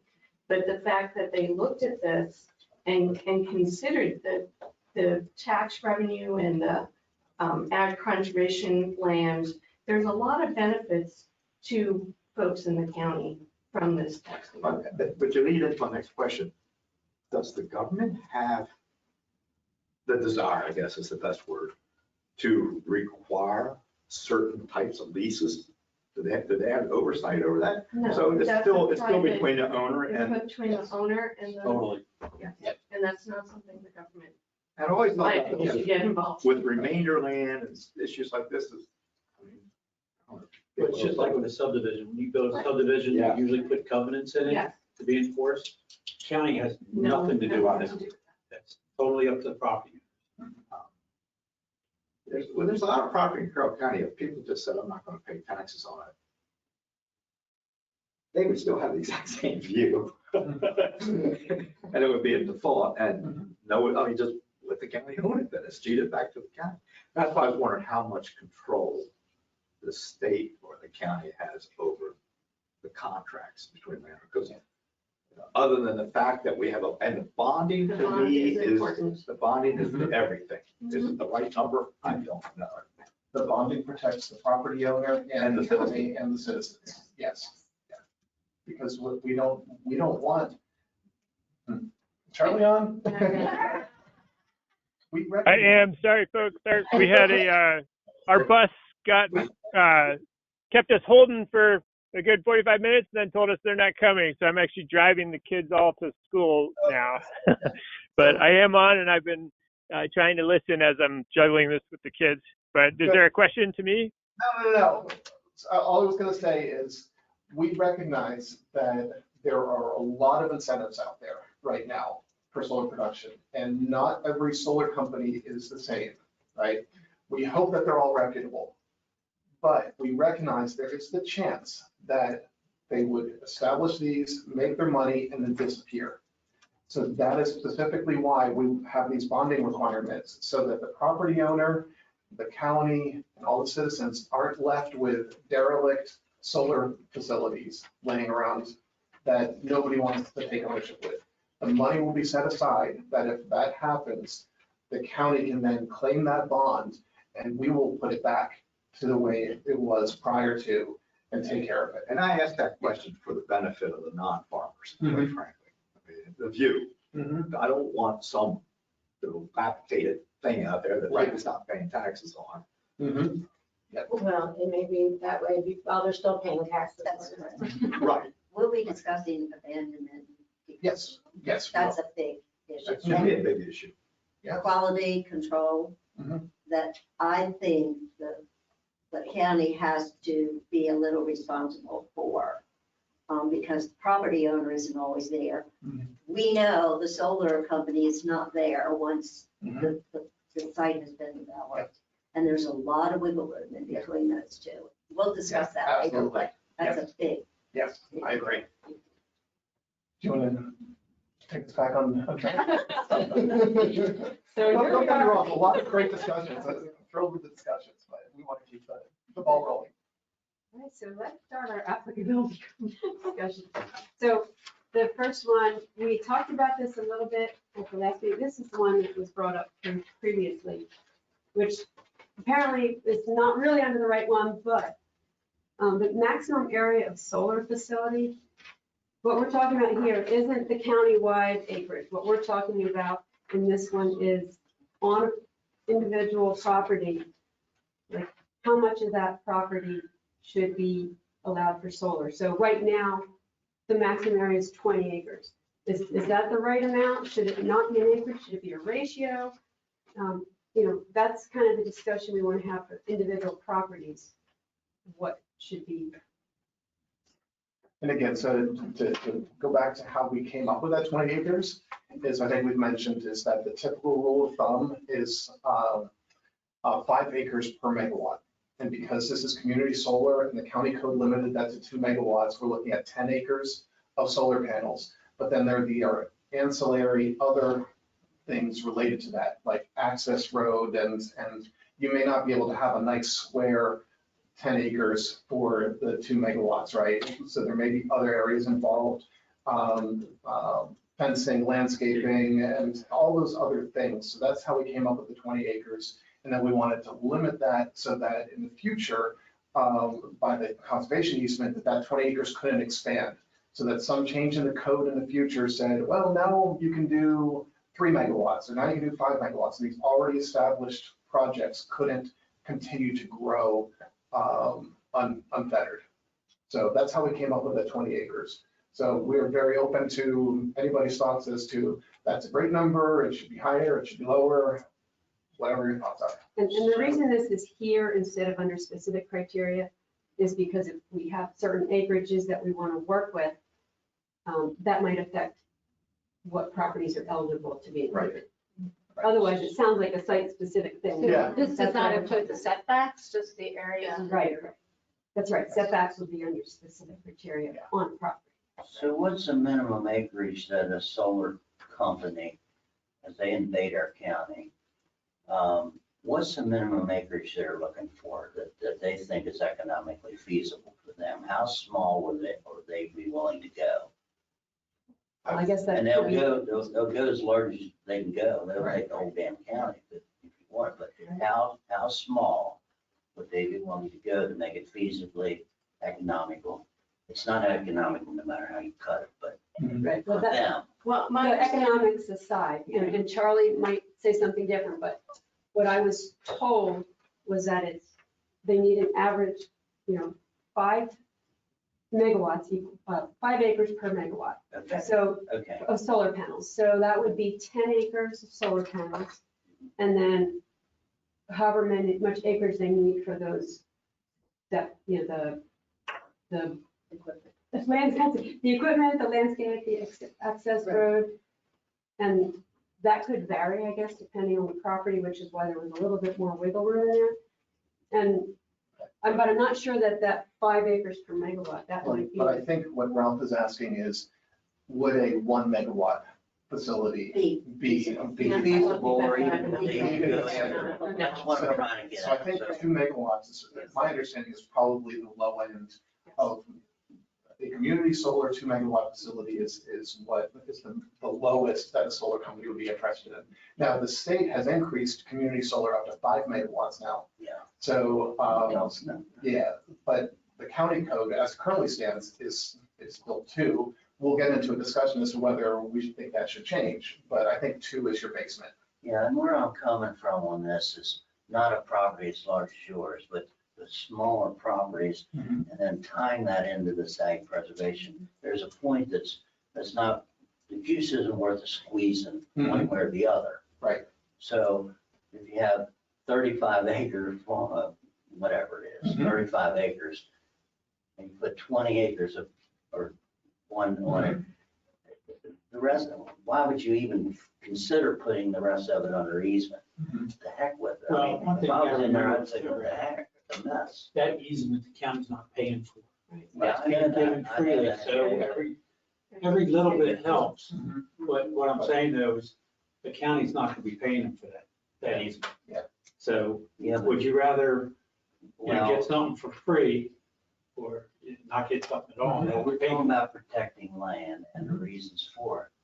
So when if you got 35 acres and it's out in the middle of nowhere and you know, can it be expanded, contracted, location is everything.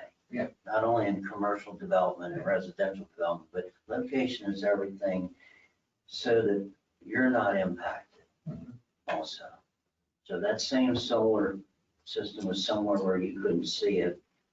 That's on a 20 acre property or a 25 acre property and only allow 20, put the whole damn thing on there and forget about the next guy down there. You see what I'm saying? We're talking about ratios here. That's why it's. Yeah, I think another way to, and I understand. I don't think I framed that right. I think I understand what you're trying to say, and I think another way to say it is that the ag preservation program, the county ag preservation program, we pay for an easement. I think what you're saying is allowing community solar is kind of the community payment for more conservation land. So what is that worth? So if we are paying a property owner by, not in money, but in allowing a community solar development, how much that, what is the return on that payment? And that, I think, lends itself to the discussion as what's the minimum acreage we would want to consider. So I'll just throw some numbers out, and if we say that the minimum acreage should be 50 acres, because within that 50 acres. Of the parcel. Of the parcel, yeah. That's Within what that I'm 50 getting. acres, maximum of 20 would be set aside for solar and 30 would go into conservation. Is that the right minimum and then size ratio, or should it be something else? You do have to consider though, the 20 acres is the maximum. And in our case, we're only leasing 15. Yeah. So that changes the ratio. So I think Yes. it could be a ratio, Okay. perhaps 75% of the property Being conserved. being conserved. Yes. Yes. Yeah. So, And- on 30 acres, 25 acres would have to be Yeah. conserved. And I like the ratio idea because it addresses the other end of the spectrum. Yeah. If we're talking about all agricultural properties, right?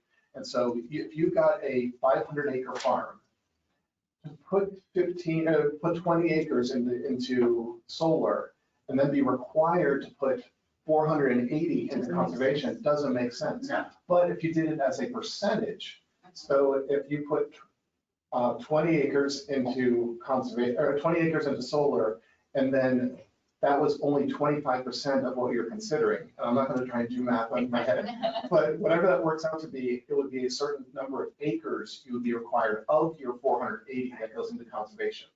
I think that would be more fair to the other end of the spectrum of some of the people who have, we've had some citizens complain about the conservation aspect of our code because they don't think it's fair that they have to put all the remainder that wasn't used into conservation.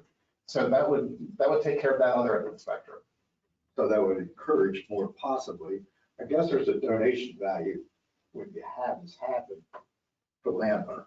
They donate. From the taxation perspective. Taxation, they get. Well, that's a whole different story, but there's a huge aspect to it. And I think it's real. I know Oh, it is real. I know it is. Yeah. So there One could thing be you a have to remember minimum, about doing that, there could be a minimum ratio of what they would need to contribute if there was to a minimum Yes. ratio, if there's any, if it helps them in other ways that they could donate Yeah. more. Yeah. one It's thing, like X acres or this percentage, whichever that is.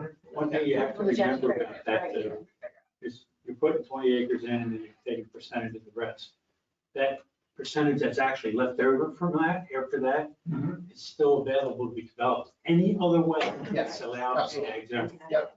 So contract Yep. storage yard, you know, whatever. Yep. It could, that remaining portion Mhm. of that percentage could still be developed other directions. So that I can do the math in my head. So I'll give a scenario. So let's say we're talking about a 200-acre farm. Okay, let's say that we allow up to 25 acres into solar, right? Just so I can do the math in my head. I think what we're saying is that 25 acres would go into solar. We would require 75 acres to go into conservation, and the remaining 100 would be untouched as far as this code. So they could continue doing whatever they wanted in the remaining 100. Or put something Am I- different on it. Is that conceptually what we're talking about?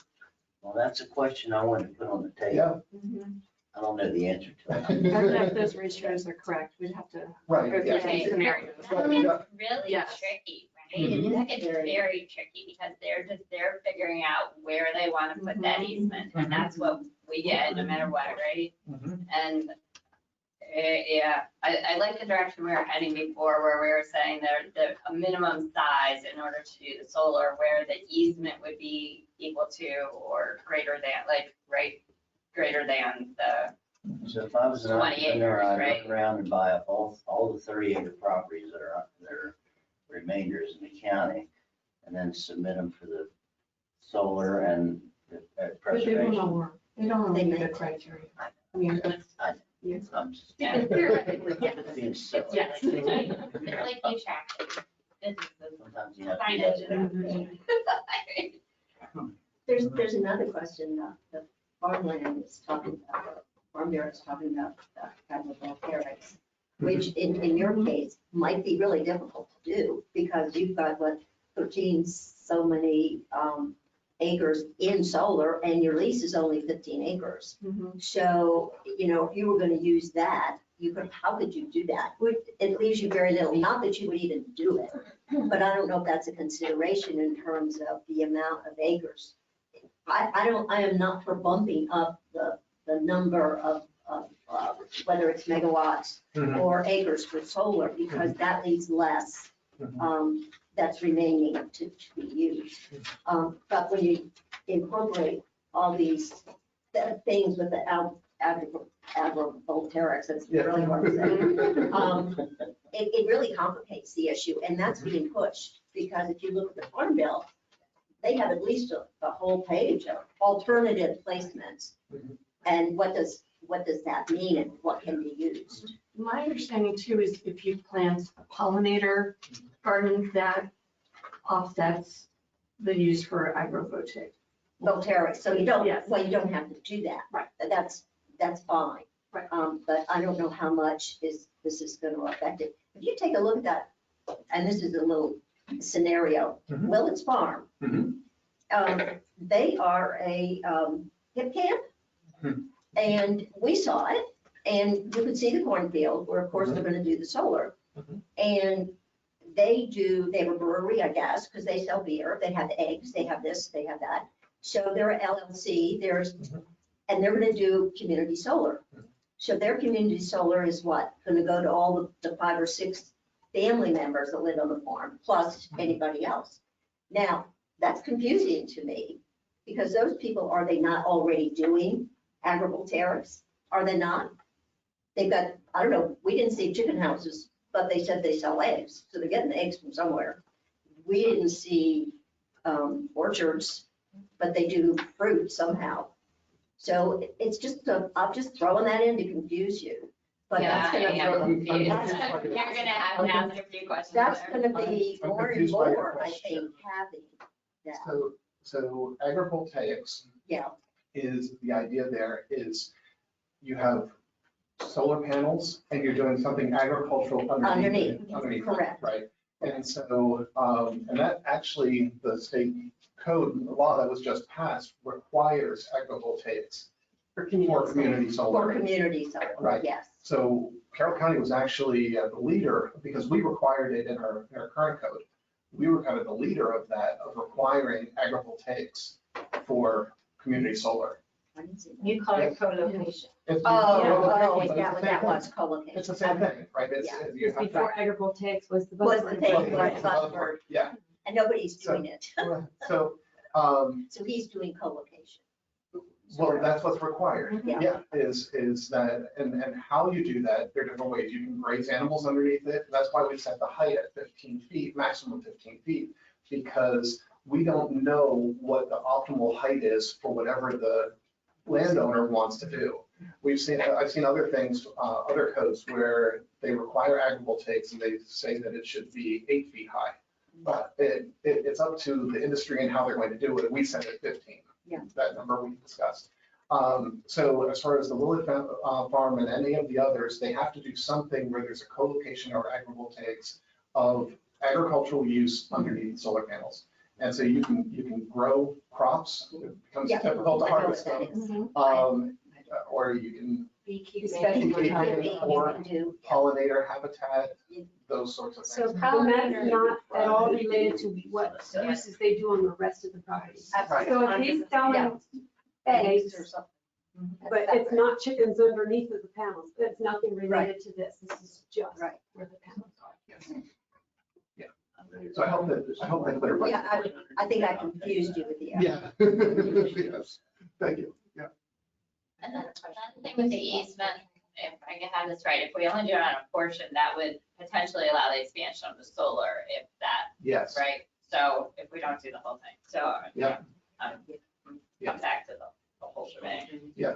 So, I mean, further discussion on thoughts of minimum lot size, maximum amount of space I'm not for, for increasing the size okay, for the solar panels. The okay, size of the property, yes, but that's another discussion. Okay. Because of setbacks and. yeah. Okay, so you think 20 acres is maximum? Good. Yeah. Consensus. Another one. I guess the question was, should it be less? Or is 20 good? Mine's good. Did All right. we see 20 on most of the projects we? Most of the projects we've seen come in have been between 12 and 18 acres. I don't think anybody topped out 20 yet. I think 18 or so has been the biggest we've seen. And again, that includes the driveways and so on. Now, Right. one thing that has not included in the past, while we're talking about that, is the landscaping. Has not been included in the total acreage of solar panels. However, we've talked about that a little bit, and moving the landscaping farther away from the solar panels sometimes allows for better shielding. For example, across the street from you, there's that hill and it goes down. So you put the landscaping next to the fence, well, you'll still see over the landscaping. So they moved it against the road Right.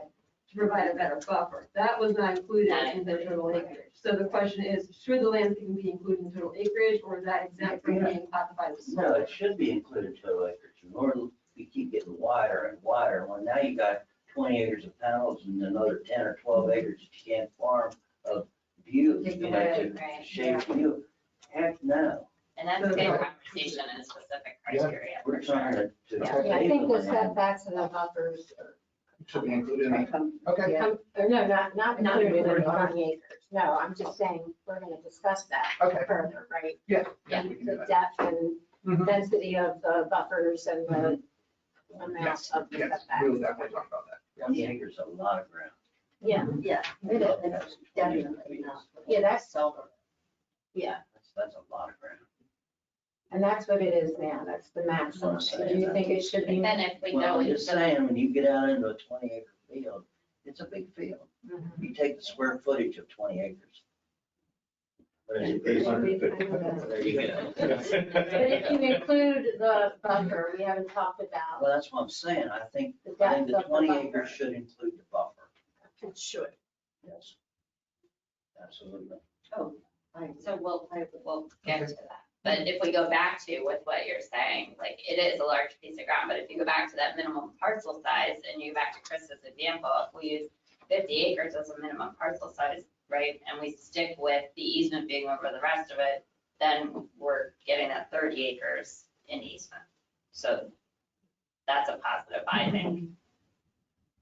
Is that enough? Better than nothing. Better than the right, should be. The only way you get more is by increasing the minimum lot size, right? It's saying 60 acres or 70 acres or whatever. Yeah, because then the 20 goes out Exactly. and the remainder is what's in Right. conservation. So did we decide 50 was the minimum? I just threw that number out for Okay. discussion. I don't know. I didn't know if we covered It'd that. be interesting to then see that graphically. How many How many properties? properties that would, right? If we That went could be with done. all of ag, how many properties would Mhm. fit that criteria? Which criteria? The 50 acres. minimum. Are you saying 50 acre for the entire donated end panels? No, 50 acre minimum parcel. Parcel. Yes, for the But yes. easement and the panels, yes. So, In order to It includes the develop. ratio. Yes. Better. yeah, With yeah, the 20, right now we're saying 20 acre Maximum. maximum for the solar area. yes. Yes. So this, I think we need to look at that more. okay. Yeah, we can, for the next meeting, we can try and get some graphics and quantify some of that, how many properties that would affect. and something. Lower, I higher. think it should be lower. Should be I mean, lower. based on the number of projects that have come in, what are the parcel sizes, do you know? I would have to look to see, but I'd say most of them are probably closer to that 50 acres than they are to the 30 acres. They're usually that or bigger. So maybe with your calculation of the easement areas, we do a full on, what's the acreage of the property? 20 acres. What's the acreage of the solar? What's the acreage of the easement? Yes. So we have an idea of what those look like, that just based on, right, based on what we have Today. have seen.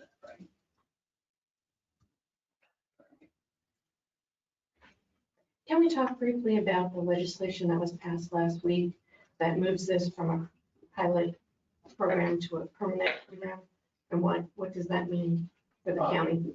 I don't think it means anything. Yeah, I mean, it doesn't really change anything other than, I mean, this is just my opinion, but I think there was a rush to get projects going because they thought they had a deadline. And if there's no deadline, then maybe there won't be such a rush to get projects in the queue. Okay. That's just my opinion, but. Someone at one of the commissioners' meetings mentioned it being a pilot program, and that's why this should be slowed down, because it's not all in place yet. And now that it is in place, and we do have to worry about what the state is going to implement, I think that needs to be a factor that we need to consider. And I don't think it changes, I don't think there's anything to change how the state implements the program itself. It's just now you don't have a deadline, like you get your project in by 2024, or you don't get to do it. Now it just opens it up. But otherwise, I think the requirements related to that bill are the same. Yeah. Now, obviously, the community solar bill put different requirements in, and we will talk about that Okay. when we get to specific criteria, because it does affect some of those things. We're talking, once you get a conditional use with panels, there's no sunset on it, right? Once you're in, you're in. You can't say it's gonna go for 10 years, then the zoning reverts back. What do you mean by conditional use? Well, It's a permitted use. It's a permitted versus, but it's a conditional use of the existing zoning. No. Currently, it's a principal use. We will convert it. Okay. I thought we'd keep it conditional. No, it's currently It's a permitted. principal now, Principal now. we're talking about making it conditional. And with a conditional use, once that's approved, that runs with the property. It goes, it's that perpetual. Unless the decision states Unless otherwise. the decision states otherwise. Yeah, The right. decision Or could state that would be a condition that the That's- PCA. or condemnation or whatever, yeah. You know, they could say, well, after the 20 years, you gotta get rid of it. They could say that. Which is, yeah, different than what's available with principal. Now, just to clarify for everybody, is there a sunset on approved plans? Like if development doesn't happen within a certain time, then they're, So there is something in the code about how long, I think it's 18 months unless they get an extension, and they can be granted extension. So once you were to get an approval for a project, it's anticipated that you're building that within 18 months. If you're not, then you would contact the director of land and resource management, explain that you got it approved, you need an extension because of X, Y, Z. He makes a determination to get an extension based on our current code. And then you're giving another, I think it's a year that you'd be given to start your construction. But once it's built, it's built. And I had questions about after decommissioning, which we'll get to when we get there. Like you said, we have a lot to talk about when we get to decommissioning. Because once it's built, and that site plan's approved. But yeah, there's a sunset provision if you don't take any action after your approval, but you can always get an extension. You can always get it. If you have a good reason, yeah, if the code doesn't change significantly, for example, if you've gotten 15 extensions and we're 15 years in and suddenly the zoning code changes, it's no longer allowed, that might be a different story.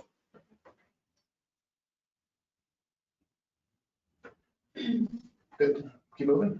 Yeah. Or are we close enough to 11 o'clock? Do we want to take a bio break? do you want to take your bio break now or do you want to wait till 11?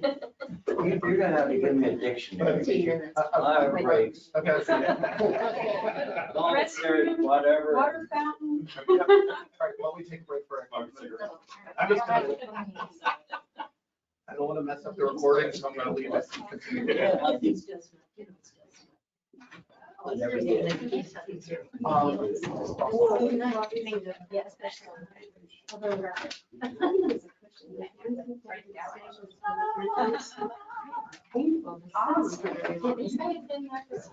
I'm not used to sitting for a long time. But sitting in front of us because I walked out there. You can see that it's Preempted. I know, I saw this feeling 75. Yeah. Like 90, I'm sorry.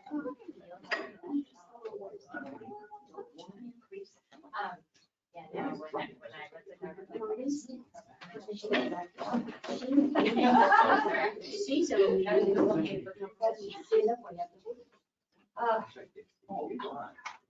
What, we're on break for how long? 15 15, let's get it. I've never had 5 minutes, haven't you? No. What's that?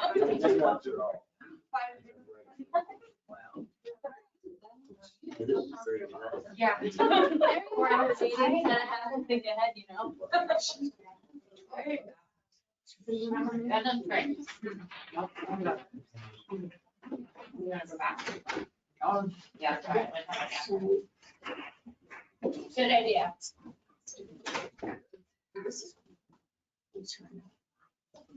Yeah, she's gonna have to, I mean, that's what the ratio is. So if you've done it, if it's maximum 20 acres, you say, what's exactly, that's a 50% ratio. That means she needs to put 40 acres on conservation. That's a strong, it might still fit, but it'll properties, which is.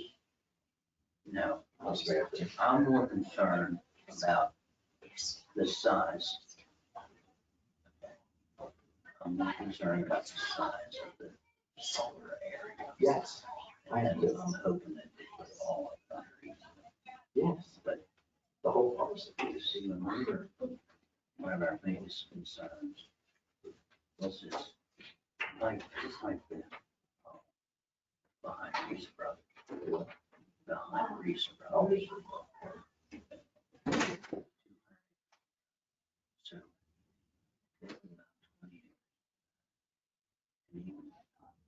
They get innovative. I don't know, a certain amount of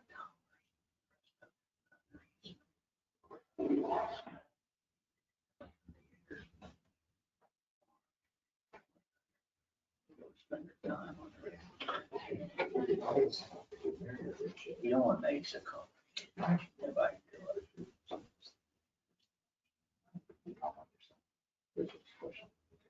So I put one.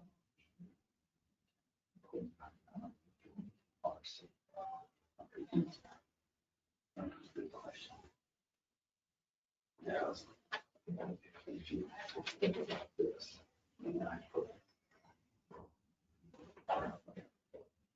This is cranberry, or spring. So I said, okay. 15 acres. Yes. This is.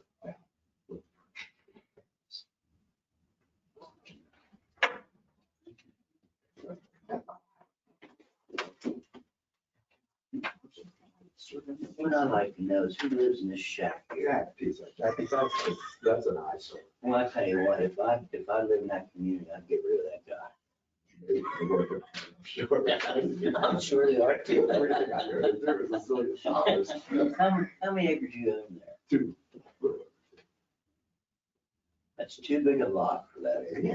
It is. You want to try to look here. Look.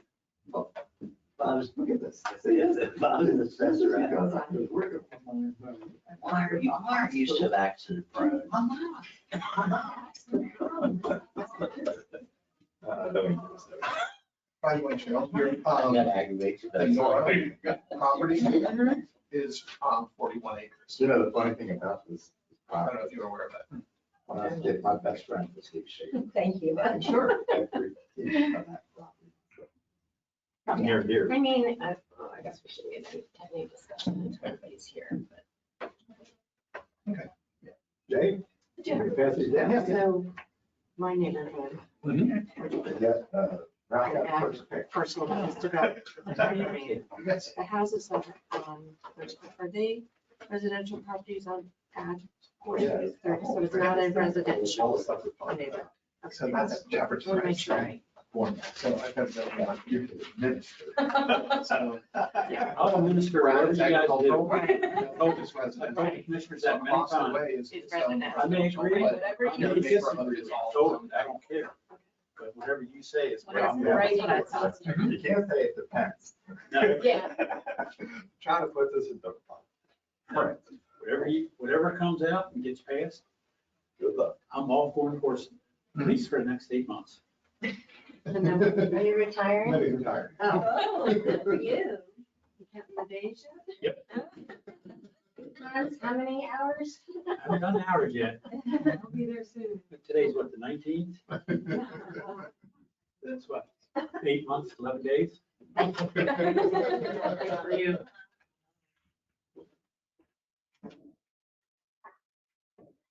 How long have you been here? 13. How many? I've been in this job. We need to move for you or whatever.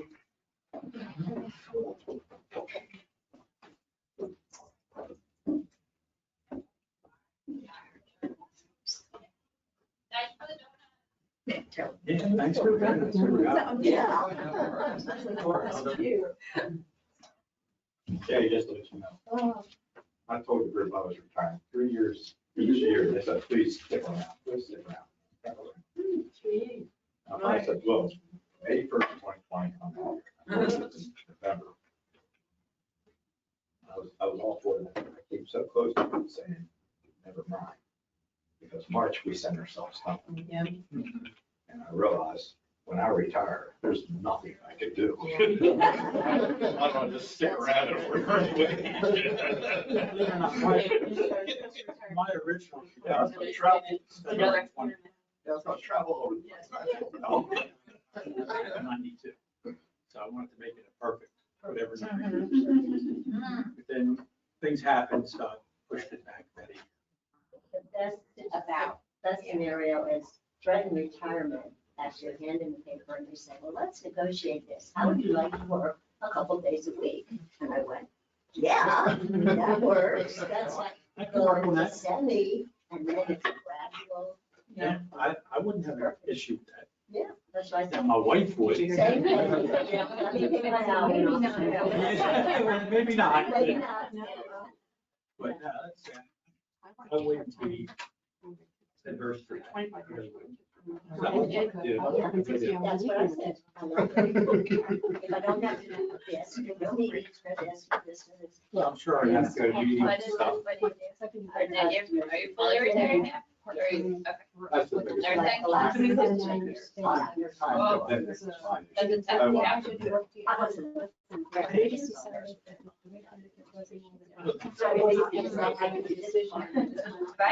One of the things I thought.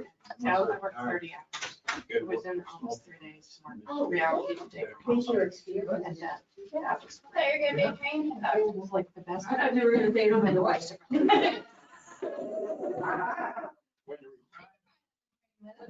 Oh, she does. In railroad. She does. Very involved in my trade.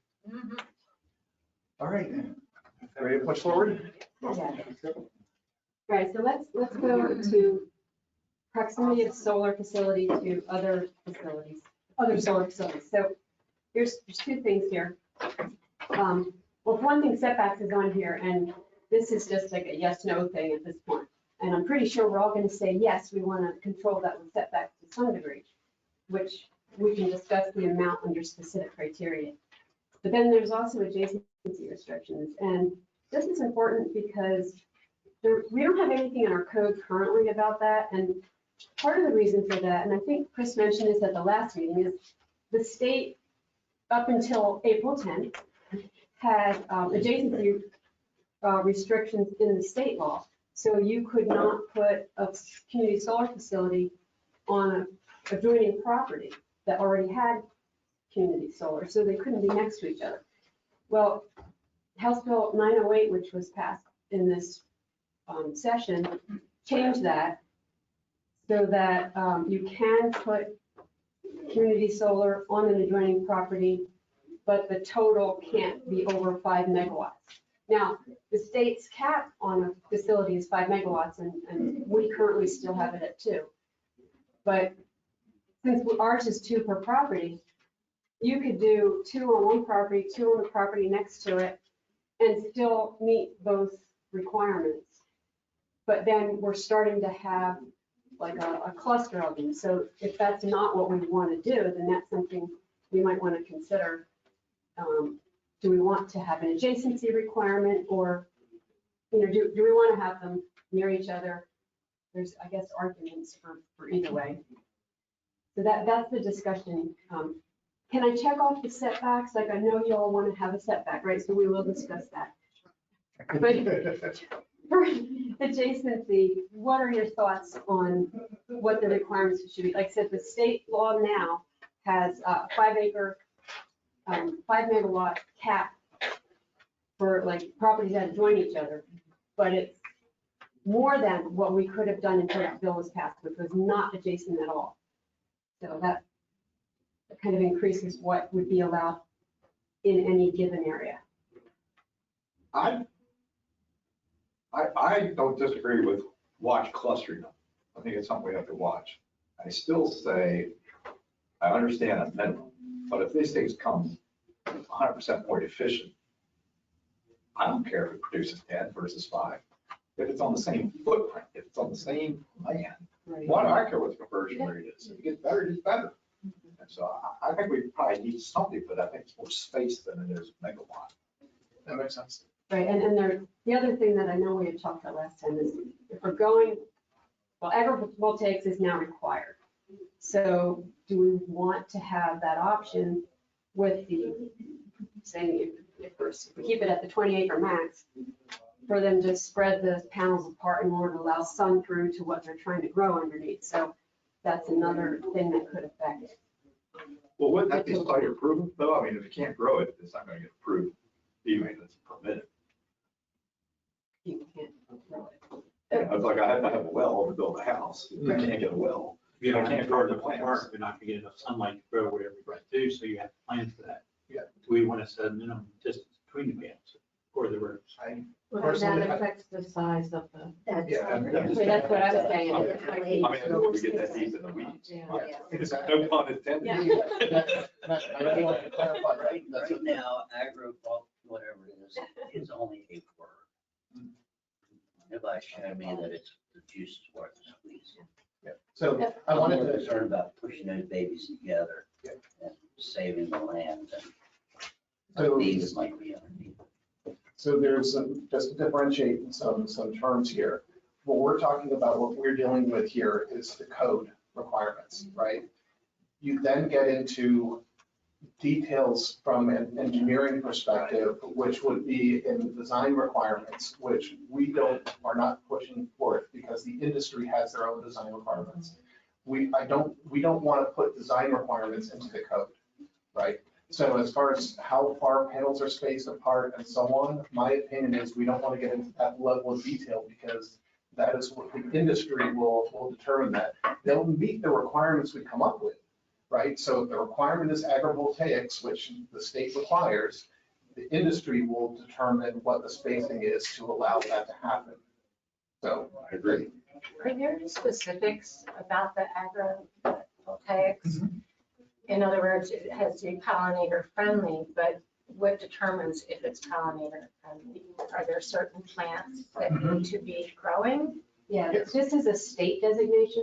The Maryland Department of Natural Resources has a program that is a pollinator-friendly solar designation, and they have a manual. And so the solar company would have to develop the plan for the pollinator-friendly, area, and they'd have to meet all the state's requirements in order to get that designation. So that really is in their hands for the requirements and getting that designation. The state requirements, but the code gives them the option to do that instead of or in addition to like a different agricultural. They couldn't just say what's growing there now is pollinator friendly.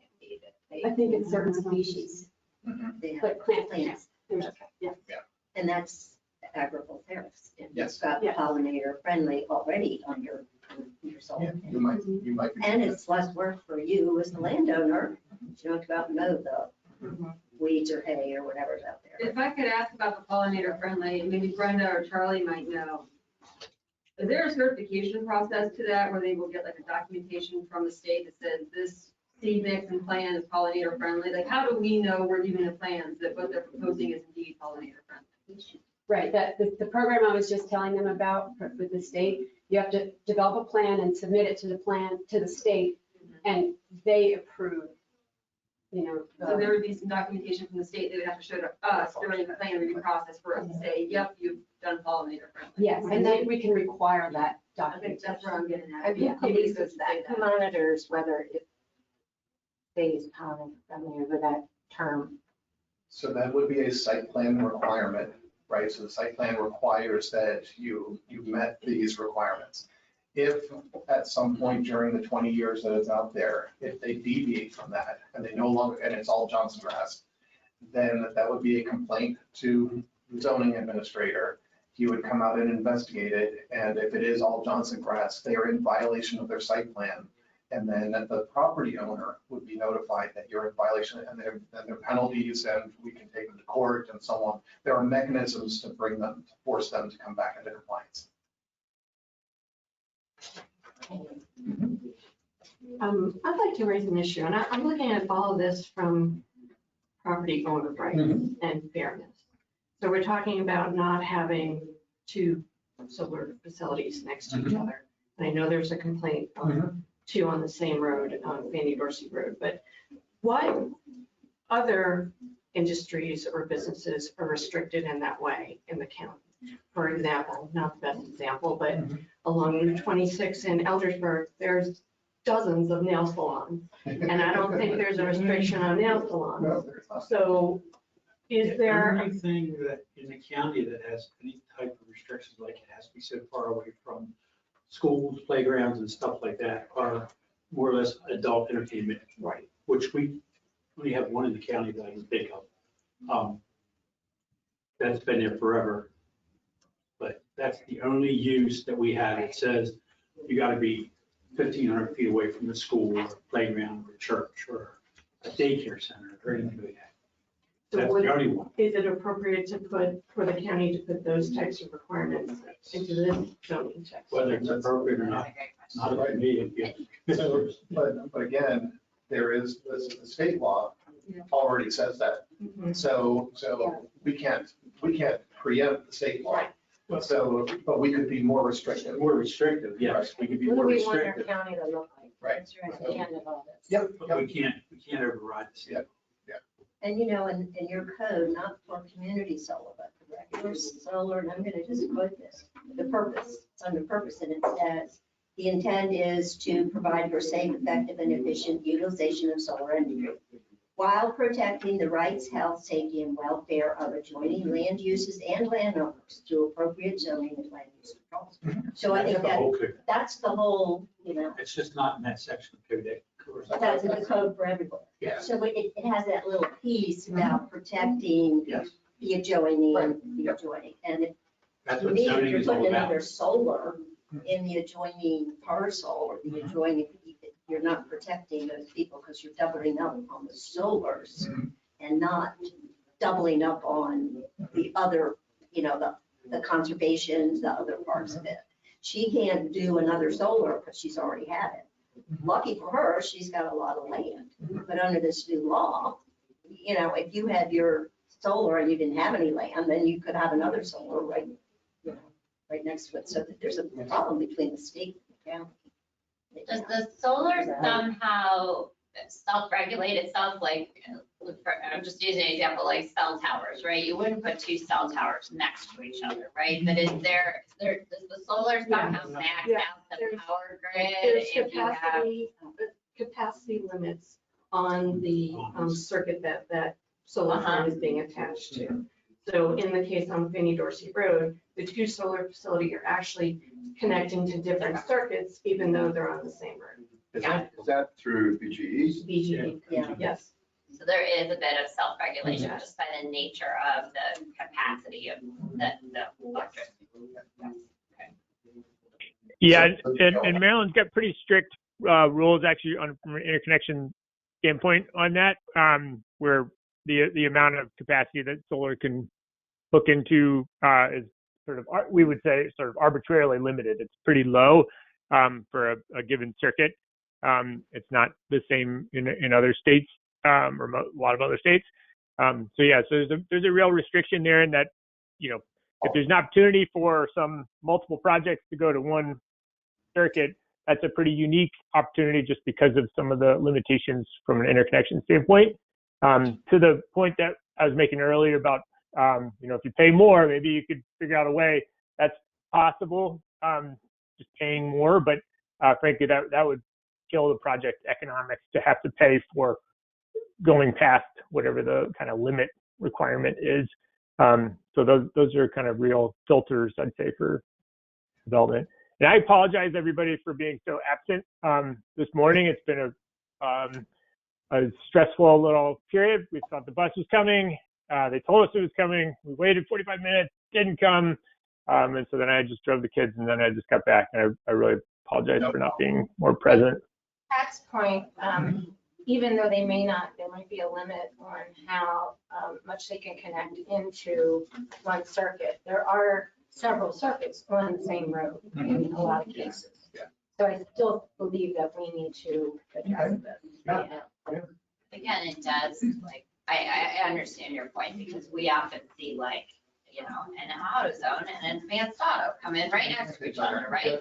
And that's, We don't control that. we don't control that. McDonald's and Burger There you go. Gas stations, Side by side. Exxon's and all that. So I think if we can maybe address it more so by, you may get them in proximity, but maybe by setbacks or distance requirements, something along that line, rather than adjacency of parcels, right? Because now you're regulating what can or cannot happen on those people's properties simply by the nature of a proximity to something else that happened, right?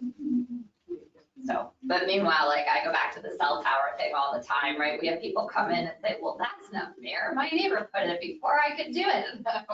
Well, right? The cell company doesn't want them next to each other like that. Yeah, and like I said, every time the cell company put down side by side, they do it. Not necessarily on the same property, though. Adjoining properties is when the existing tower reaches its capacity and hold its holding. And they need the extra capacity in that area, they'll build another tower nearby. But I So- do want some. So again, our existing code did not place a limitation because the state had a limitation. The state limitation has now gone away, although they have a maximum megawatt in that of adjoining properties. do we want to add into a code, or do we want our code to limit that you can't have two community solar projects next to each other? Yes. I don't see a problem with it. I would even, it should be Okay. limited, just because of protecting our county. Okay. I believe it should be limited. Okay, so we've got two opinions, and that's fine. Well, yep, understood. I just wonder at what point is the saturation point, right? At what point, if you have like two next to each other, four next, right? At some point you reach a point where it's not feasible to tie into. So I think the state with that limitation would come into play then, right? Because if you have 3 parcels in a row, Right, the middle, and each one you put 2, because the county limits 2 megawatts, right? So you put 2 on each. The middle one would be violating the state code, because the middle one would have, you'd have 6 megawatts Yes. total, total, right? which exceeds the So- 5 megawatt limit by the state. Okay, So the state limitation, I think, would kick in from that perspective. so, okay, so that would be my opinion, that the state limitation would be Yeah. sufficient in it. Chris, am I dreaming this, or did you all talk about the county having a maximum limit of these projects? So from a community, maximum, like number of them? Acres or numbers? Or- No, we have No, not. this- we have that not was gotten for there yet. discussion. That was something on discussion, okay. That's actually in the next section. Yeah, I guess Or I not, should be two reading. sections, the bottom. So I think, so So I think we've got that, We've then, got so that, we yeah. can move on. Although I'm not sure the word setback belongs in that category, It would be more separation. or separation or distance requirement, because there's, Separation. Separation requirement. right, because setback is Setbacks. right from a property line, not from another. And we haven't Use. got. So it's more we haven't separation. got set- Right. Thanks. Yep. Okay.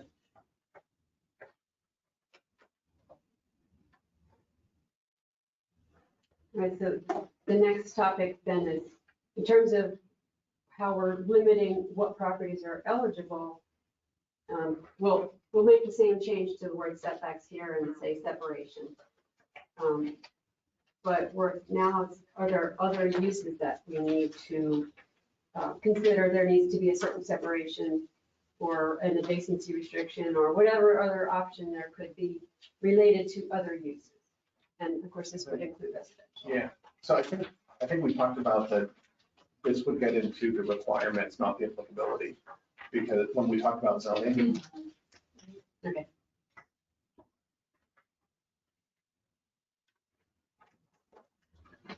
All right then. So then this week we talked about some of these things that would narrow down what could be eligible. And of course, we'll come back next week with the information about like if there was a 50 acre minimum, how many, how much would be eligible there. So okay, we can put a number in that later or not if we don't want to, but we capture everything there. Are we ready to move on to the solar facilities countywide, the cap on acreage or percentages or megawatts? I think we're there. This is where we want to talk about what Charlie brought up. And he was suggesting a 0.1% cap on acreage in the agricultural zone for community solar facilities. Some other options would be an acreage limit.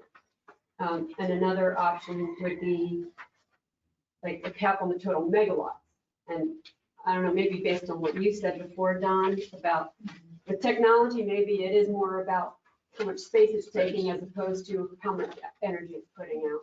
So, we can think about that when we're discussing what options, if we want to have a cap and how would we do that? Let's answer the first question, which to me is, do we want to put any sort of cap, regardless of how it's come up with, but do we want to limit the total amount of solar production in the county, one way, shape, or I don't know, is my answer. But if Community. you did cap something, Right. that just means everybody has to go back to the drawing board if you want to change that. Take another county commissioner vote to increase the cap. Yes, yeah, if we put something in code, yes, it would take other commissioners to then increase that. But I guess just philosophically, do we think that there should be a limit on community solar in the county? Yes, Okay? I have no idea what that. Yeah, I know. Okay. Definitely, yes. Okay. But that is. Unless it's gonna be self-limiting.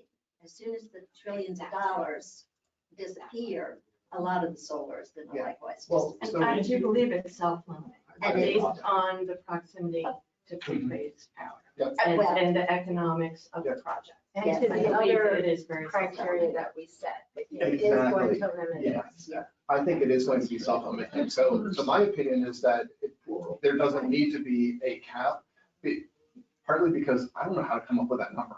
I don't know what the right number would be. But I think it's going to be self-limiting in that We we're might going, get there. we're going to we're going to say it's only applicable in these areas. We're going to say you need to have these types of setbacks from residential, you need to have this type of landscaping, and then there are going to be industry limitations as you need to be this close to a three-phase line and so on. I think that it's going to self-limit down to some very select areas and so on, that coming up with some, I hate to say it would be arbitrary, but saying 1% of the county or.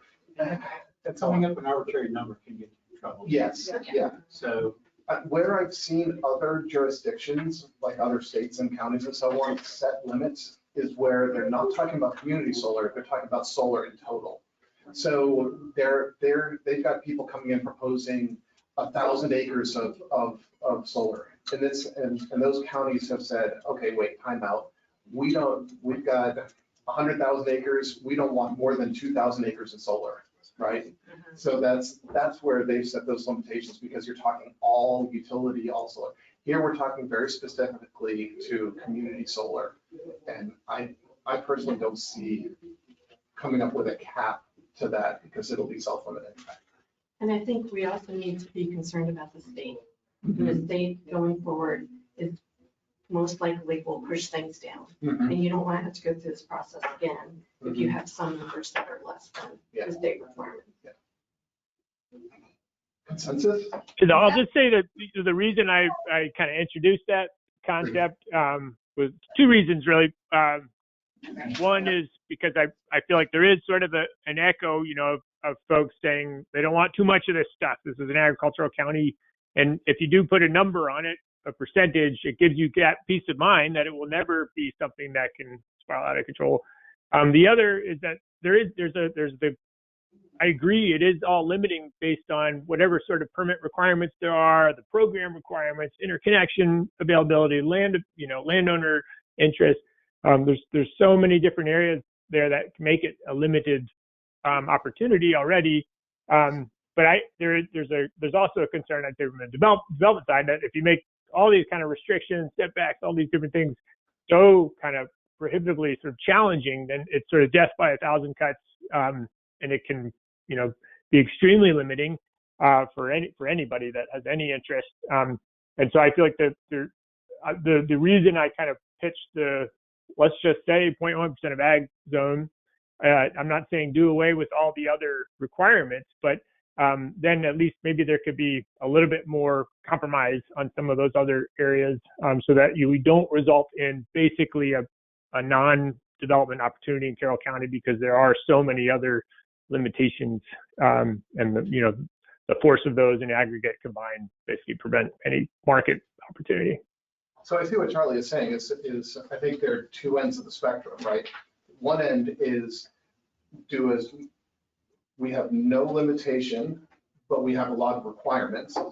The other end is we have a limitation. We're only going to do so many acres, but we relax all the requirements, right? So what I'm hearing or is reduce some of them. I don't want to make it sound like do away with all the other requirements, have at it, market, but I just mean be cognizant of that reality that if you make it super, super challenging from a development standpoint, it's just not going to happen at all. It will not be an option for landowners to take advantage of it. So I would never recommend, and CCSA as a trade org would never recommend just doing away with kind of restrictions. Like we want to leave good taste in the mouth for folks that live around solar development, so that it's a sustainable market. But I just think there's a little bit more of a peace of mind from a commissioner standpoint, that, you know, this is something that will never spiral out of control. We can find kind of the right balance here that meets a landowner's interest while protecting the kind of cultural interest of the county. Okay. Well, we'll note the vote. All right. Good. Are we almost done applicability? No. Yes. I mean, almost, I think we are. We're done. Great. Then we get into the fun stuff. Yeah. All right, so, right off the bat, already fun. So again, specific criteria. Now, once we've decided a property is eligible to do this, these topics are the different criteria then that a project will have to meet in order to be able to move forward and get approval with their plan. And you see one word on the side, but essentially what I did is the items that Commissioner Bigliotti had in his points, I pulled out what was the specific, you know, what was the issue, and I list they're one word, but that's the issue essentially. So we're covering what he talked about, but I just kind of tried to simplify it for discussion. So the first thing is definitions. Several things have been brought up in comments about definitions, and how these things, like in our current code, it's not really defined so that we know what is productive soils. So, you know, as we talked about, it could be class 1 and 2. That could be considered productive soil. Forested land, what is that? I mean, status definitions, we might have definitions.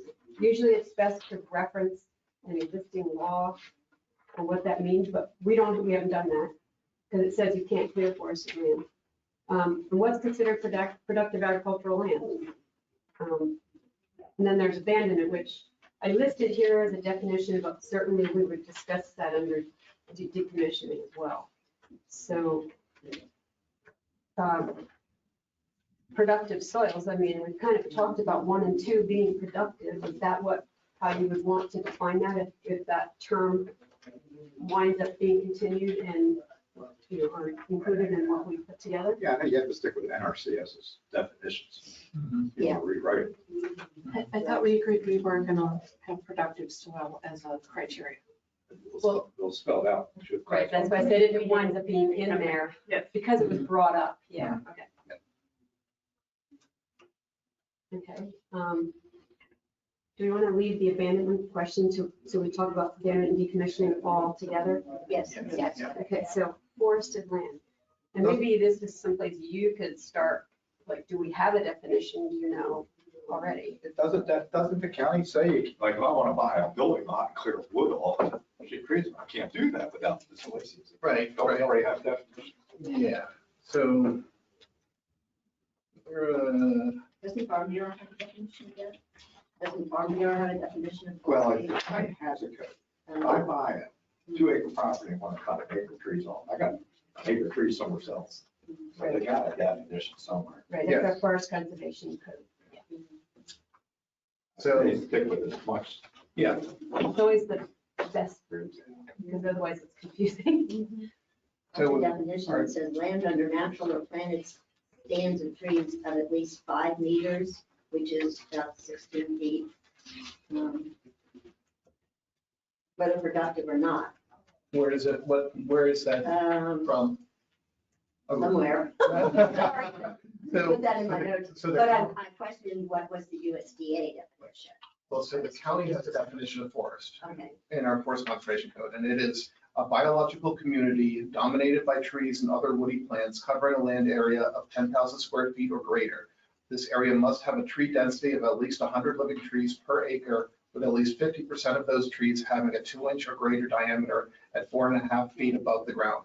A forest may include duff, leaf litter, understory, and forest areas that have been cut but not cleared. Forest does not include orchards or Christmas tree plantations. That's quarter of an acre. that's Quarter of an acre. right. Essentially, yep. So, we have a definition, we can just Is cross-reference that, it. is that the definition you use when a site plan comes up Yes. and there's forestation in the site? plan? Absolutely, yes, yep. So I think we just cross-reference the Forest Conservation Code. Everybody, sound good to everybody? Sound good. All right, so that leaves productive agricultural land. I think that's redundant to the soils. Okay. I don't know why you'd separate, unless, I'm a bad farmer, Ralph's a good farmer. Well, three. Productive. You sure Ralph's a good farmer? I'm a bad farmer. But three is still productive, but you have to do something to it. Well, but I mean, to make it productive more soils, productive. productive soils So does there's try to do. less and there's more. I mean, is Not there anything else necessarily, that's not considered? necessarily in production, I guess that's, if I was to nitpick that, you could have fallow ground or you could have productive. Yeah. Yeah, I don't That's really true. care. Can you I'd say go with graze the on, soils. Alan, Go with the potential. can you graze on fallow ground? right, Can you graze on fallow You ground? could, That's productive. that's right, so yeah. that would be productive. So if I could suggest, the definitions in my mind are actually something that I think we should come back to last, because we'll work through all of what our new code should be. And then I think we can all look through it with a critical eye and say, hey, we've used forested land as a requirement. Let's make sure we have a good definition for it. So that, I think if we circle back to definitions, we can make sure we're all inclusive if we do that last. So I have to identify what needs to be defined at that point. Yeah, and then we can circle back to the definitions. Is that fair? Yeah. Okay. So then we come to the conservation easement. And this is where we want to talk about, do we still want to require the conservation easement? If so, what's the minimum acreage for it? These properties like Ralph mentioned, you have a 21 acre remaining portion and 20 acres is solar. Do we get an easement on 1 acre? Now, there was a minimum 5 acres in the code, but Yeah. is 5 acres not worth it? So we need to talk about if we're going to still have a conservation easement requirement. If so, what will it be on? So if I can, I think I know the consensus here. I think everybody's in agreement that yes, we want conservation.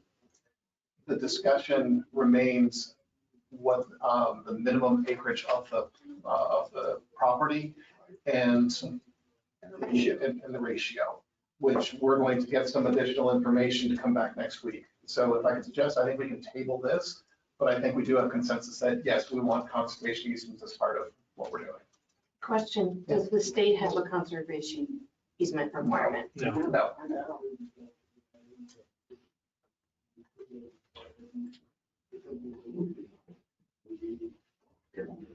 Fair enough. We're not on this, but can we use existing? What do you mean? I don't understand what Well, you're yeah, just down to when I donate on property, what do I base that value? On what restrictions? We have that easy. So they already have that now, somewhere. When you The donate. current code has. Current, Yeah, yeah. So I'm saying it's Yeah. staying this way. Yeah, we're redundant to do that.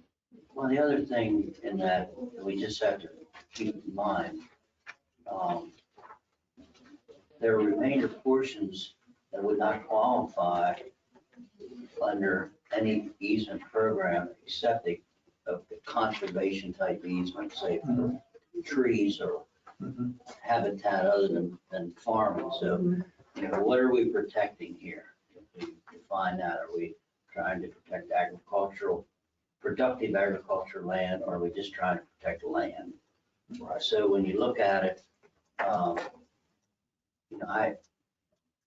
I like the all or nothing deal. In other words, if we're gonna allow this solar on remainders, and if there are people that are willing to do that like you are,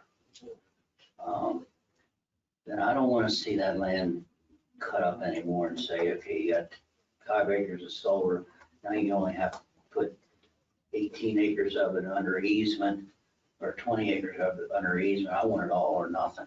Okay, I mean, that's fair. if we're gonna do it, That's how important I think it is to me for the, not only just agriculture, but for the environment, for quality of life in Carroll County, the whole 9 yards.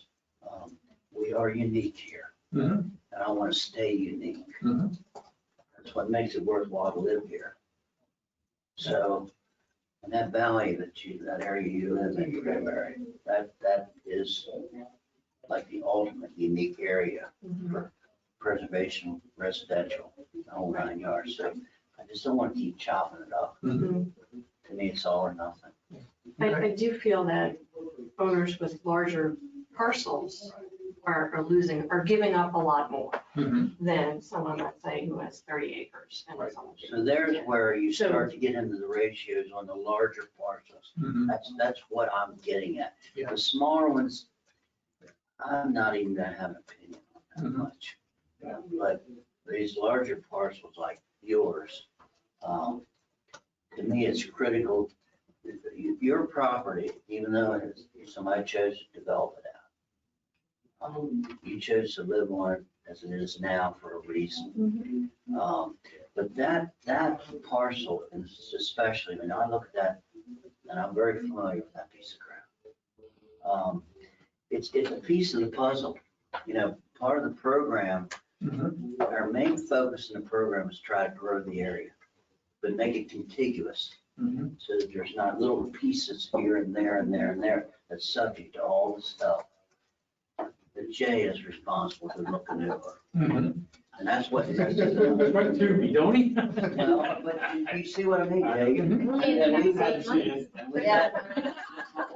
and I've had this discussion many times, you know, because fragmentation can ruin a whole area. So that's my concern, Chris. That's what I think on Farm Bureau's side of it is on the table. Yep. So we'll get more information to share. Yeah, sure. Oh, just to clarify, that you were addressing remaining portions. Yes, I am. And we're looking at all ag, and it is my view, and the people that I represent, that we should take remaining portions out of it. Understood. Just want to go on the record. Yep, saying yep, that. no, we've got that. Yes, absolutely. Yes, Okay, so the next topic is agrivoltaics. And Go ahead. before I get into that, let me just read you what was adopted in state law now, which requires agrivoltaics under community solar. So that would be, okay, so it's raising grain, that sounds weird. Raising grains, fruits, herbs, melons, mushrooms, nuts, seeds, potato, or vegetable. Raising poultry, including chickens and turkeys for meat or egg production. Dairy production, such as the raising of milk cows. Raising livestock, including cattle, sheep, goats, or pigs. Horse boarding, breeding, or training. Turf farming, raising ornamental shrubs, plants, or flowers, including aquatic plants. Aquaculture, silviculture, or any other activity recognized by the Department of Agriculture as an agricultural activity. So that's the definition. What's that? Oh, and Look that up. Trees. I didn't know. Trees. I Trees. don't Silviculture understand is trees. how you raise trees. How do you under spell solar that? panels. SIL, silver. Silviculture. It's SILVI, culture. I To can me, send it's this like bill out to agriculture. everybody. I don't know why you do that under solar panels, but. That's How- me. it doesn't- Just to help you out. But Include Chris is just- right up in Just, so you know, No, it's too dangerous. the silviculture would include that. It's converting to lumber. Make it tree. Oh, okay. However, I thought that the agrivoltaics was under the solar panels. Is that only true of our code, or is that true of the state code too? Now it's both. So how would you raise trees or horses under? That's what we were just saying, we don't understand how that works.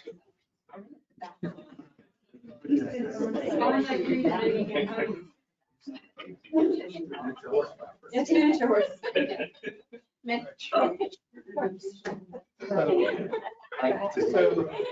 The language in the community solar bill, that was taken verbatim from the Maryland Farm Bureau to represent kind of, I think it actually is cross-related or directly kind of verbatim from other Maryland, from another Maryland agricultural code, and I can't remember the specific area, but that was specifically coming from the Maryland Farm Bureau that said it needs to be one of these to qualify as agrivoltaics.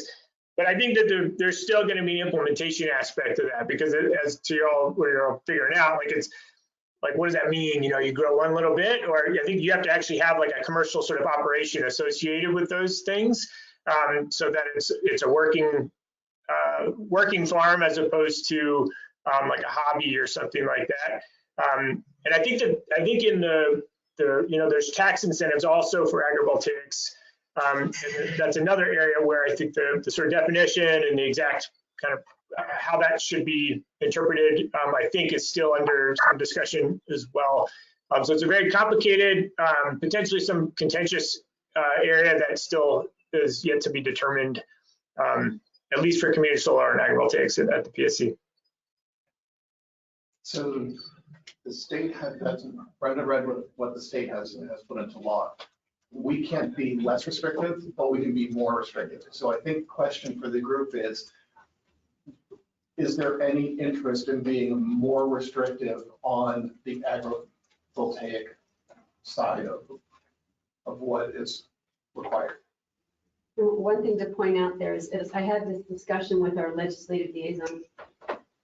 It doesn't include, it doesn't specifically mention the pollinator-friendly designation, and but he felt like Maryland Department of Agriculture would be open to that under any other activity recognized by Department of Agriculture as agricultural activity. However, based on what Chris has said, you know, we can't be less, but we can be more. So we would, if we went with that definition, that is the definition, but because we can be more restricted, if we want the pollinator-friendly designation in there, we would need to add that into ours as well. I think that's kind of more important than the whole rest of the things that you mentioned, the pollinator aspect of it, if that's possible. But would we have to put it in the code if it's already assumed by the Department of Agriculture? Well, I mean, he thought it might be, but that's not a guarantee. It's not like he talked to the Secretary of MDA. Yeah. So just to cover ourselves, if that's what we want, it would be better to be specific about it. I mean, there's stuff that you talked about there that's absolutely impossible. Mm-hmm. Just Absolutely. And to Charlie's point, right now, there's no way to qualify it. Is it, are they producing it as a hobby or, right, you know, for profit or, so I think that it would probably help to put that into our code since it's not defined. The thing is, would the solar companies allow that? I mean, you're talking about possible damage to this facility if you're putting hogs and half of my herd of beef cattle and all. I mean, if any solar company, if I was in the solar business and went in there and said, well, all right, I'm gonna put a herd of hogs in here. You realize what, I mean, Yeah. So at least if we have an option to do the solar, I mean, the pollinator. so if there's any requirement at all, I'd say you grow something under there that's gonna be helpful to the environment. You're talking the pollinator. Yep. Everything else is a hell of a mess. Yeah. And But there are, but I will say this, one more thing. There are companies, I mean, you know, people are innovative. They do what needs to be done. There are people that have herds of goats that rent, they load them up on their old trailer, out there, and when the day is over, I don't know, they get a dog or something, and the old dog brings them back in, puts them in the trailer. Everything's cleaned up underneath the solar panels, away they go. It's, You want to be responsible for doing that? You're responsible for yeah, maintaining. but they do. I mean, they do it in the park. So that's my That is question. work. Who decides We on did it that? at the box. So- What the agrivoltaics will be? Is it the solar company or the property owner? Yeah. Who decides? Good question. So it's a partnership, you know, so you figure out kind of what would be economic for the farmer or the landowner, and what would work with the solar system. And so true kind of agrivoltaic, this is a growing segment of the industry where they're putting the panels up higher, like 15 feet high, so that there can be more production, more diverse types of production underneath of the panels. There's different ways to do it, but I think most of the industry already uses potentially, or not, I don't know, most, I shouldn't say that, but a good number of folks, regardless of whether they're required to or not, are going to use goats or sheep or what have you to help maintain the land. Pollinator friendly is kind of a low bar. Like, of course, they should plant something that's going to be pollinator friendly. If you wanted to require like actual apiaries where there's beehives and actual sort of production, like that's another tier potentially to consider. But the actual sort of agrivoltaics, it's really going to be it's a business partnership, between the landowner and the solar developer to figure out what would work for both. Is it in the agreement then that is signed In my between case, the two it's in our parties? lease that they would plant pollinator friendly under the. And who is responsible for the maintenance? Well, it's in the site plan and. Right, but I mean, in that agreement between the solar company, or would you be responsible for No, the it hogs? would be, Or the- well, we didn't allow hogs. We just did Whatever it is. pollinator friendly, so it would be the solar company that's leasing it, their responsibility. So I would be checking on it, and let's say all the plants die, then they're in violation of their site plan. Yeah, The county can get on me and I get on them. but they're, in our case, the company access is in Colorado, so how are they going to be responsible? Well, we have a legal sign. But I agree, but that's why I have to supervise this lease. There could be 20 different leases out there. Right, so. but the county doesn't get involved. I thought it did. Between the Yeah, owner doesn't and- the code now say the landowner is responsible? Yeah, Yeah, but Yeah. then the landowner puts it on the solar Yes. company through the lease agreement. Yeah. Oh, So through the, so the lease. the the county. So you know that because you know what conditions are under the site plan. Exactly. So the site plan, it says it's specifically what's going on the property, and that's a legal document. That's what we can enforce. And so we enforce that with the property owner. We don't want to get involved in all the machinations of what of the lease agreements between the property owner and the developer and the solar company. We will go after the property owner. What the property owner then, what remedies they have to go after the solar developer and so on, and who's responsible for what, that's up to them. We don't want to get involved in that. We go after the property owner. And that keeps going back to the bonding is the key to the whole thing. Get the right number to bond. Yes. But in that, then the solar company should provide 20 gallon of Roundup and 6 pack of Johnson grass. Yeah. So wouldn't it then logically fall to your technical review committee somewhere under there, whether it's conservation, I don't know what person would be responsible to maintain what she says, okay, this is what we're gonna do to make it pollinator friendly, or this is what we're gonna do to meet the requirements of the agricultural. Yes. Yeah, whatever was put on the site plan, that responsibility would fall to my office. Okay, To enforce it. all right. Because there's different zoning codes. Okay, oh, all right, so. And that goes for any type of zoning violation. That includes noxious weeds and stuff like that. right, Jay? If it's a violation of the site plan, then yes, I'm charged. Right, with that's enforcing. right. So I would suggest that we add pollinator habitat. Yeah. Yep. Cite the state and say may also include. Question for clarification. So when the solar company submits a plan and they say what use it's going to be, is there a plan or something that says what those use would be, how it's going to be managed? That would be on the site plan, wouldn't it? That's, I don't review site plans, so Yes. I'm asking.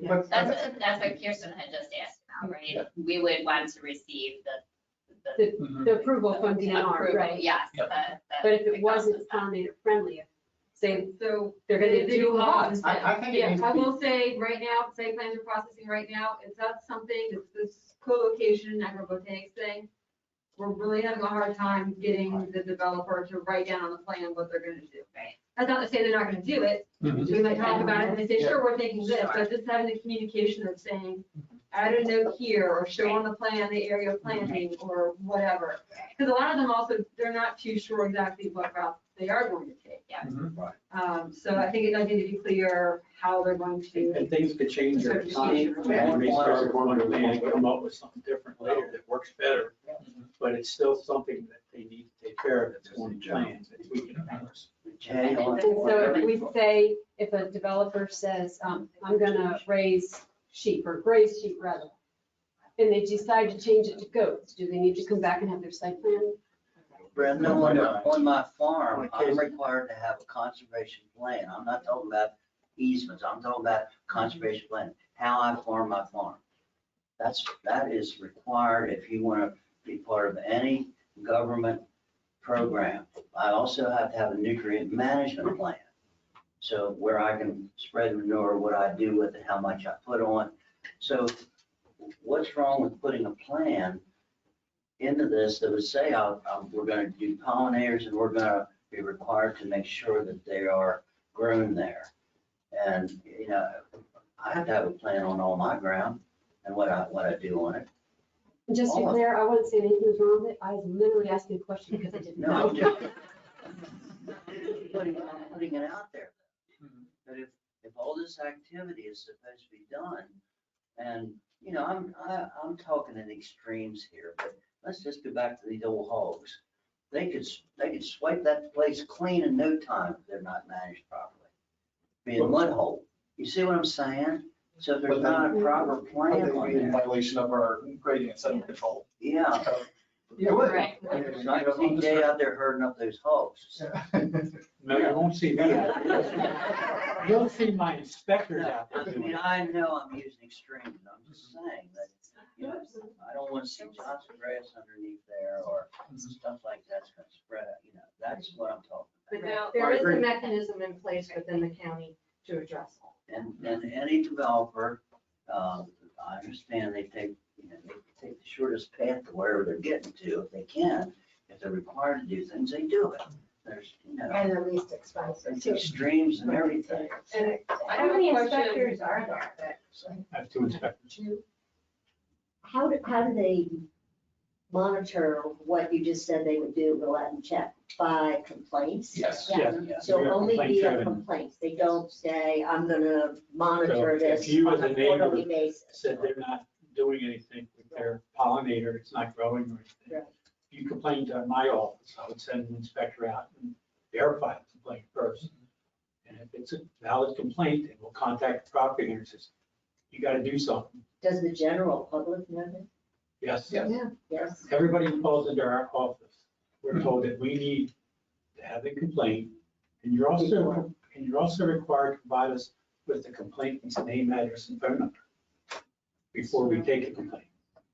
So we don't take anonymous complaints. And we don't run out and check on our own complaint base. Now, under the easement program, there's required inspections.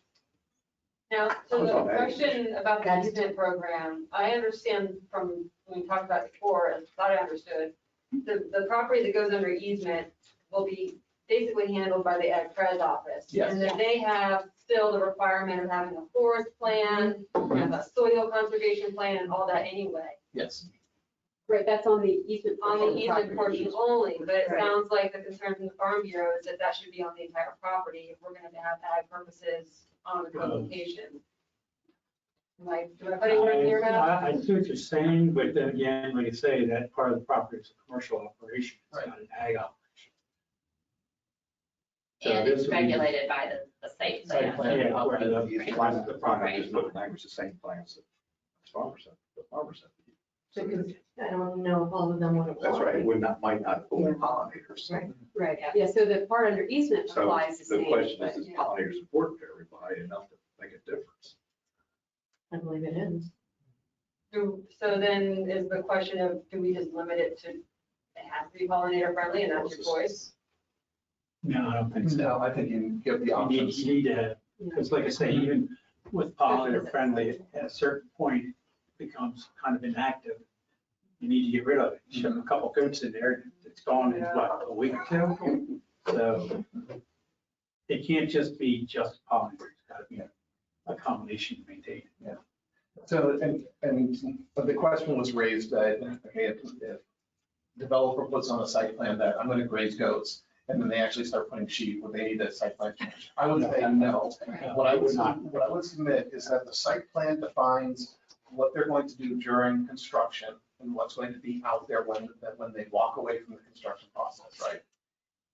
During the life of the project, during the 20 years that it's in operation, the code requires agrivoltaics, right? So it requires co-location of agricultural use and so on. So if they put a pollinator habitat out, and that's what they say on the site plan, but then they start grazing goats, that still conforms to the code requirements. So that would not be a site plan change. So maybe a neighbor hates the goats. They could complain to Jay and say, hey, I've had these solar panels on my neighbor's property for 5 years, and now they started grazing goats there.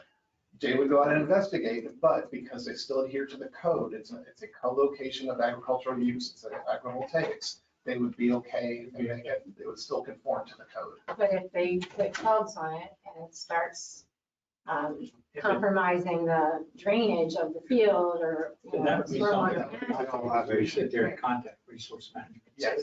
The erosion They're sediment control violations. violation, not Yeah. agrivoltaic violation.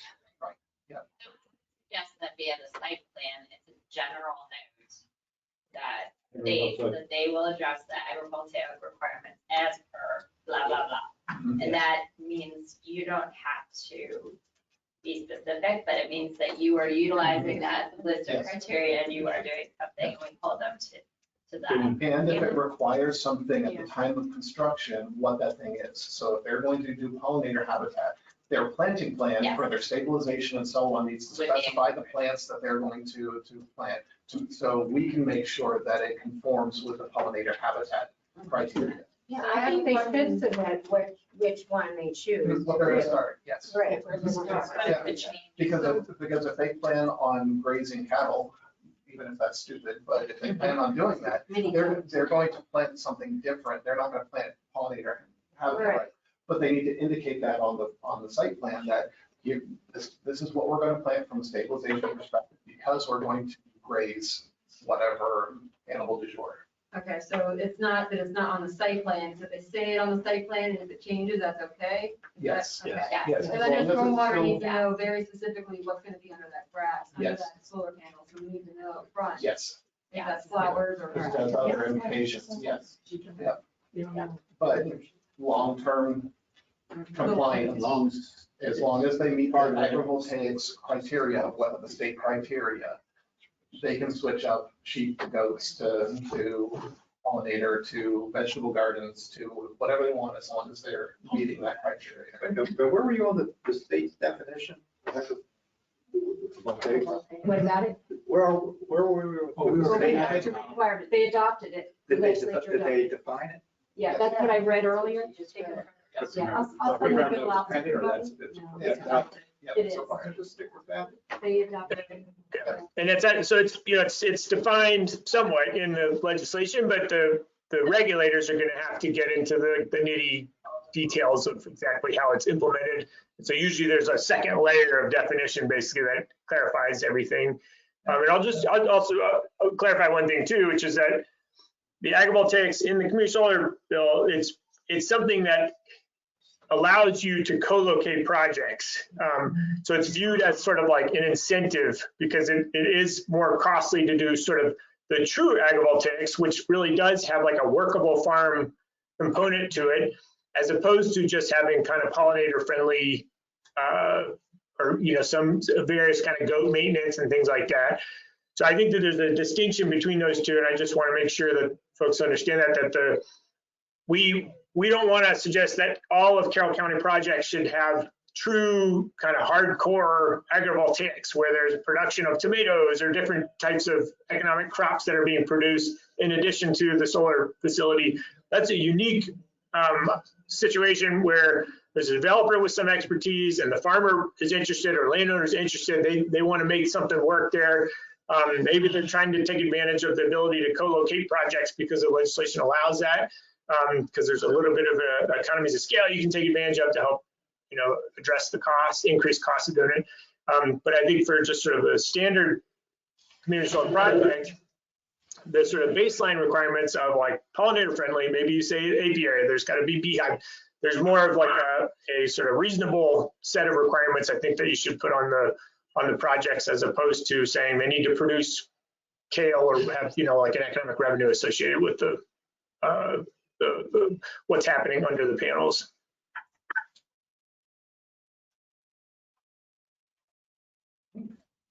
Are we done agrivoltaics then? So the next one's gonna be fun. Right, we keep things reading. So obviously there's a number of things we need to consider in this discussion. There's the view. But there's also like, what kind of landscaping are we looking at? Fencing. Generally, I assume most, if not all, solar facilities are fenced. So what kind of fencing, and, you know, is there a specific placement? Like, I think right now, like, inside the landscaping. Yes. Yes.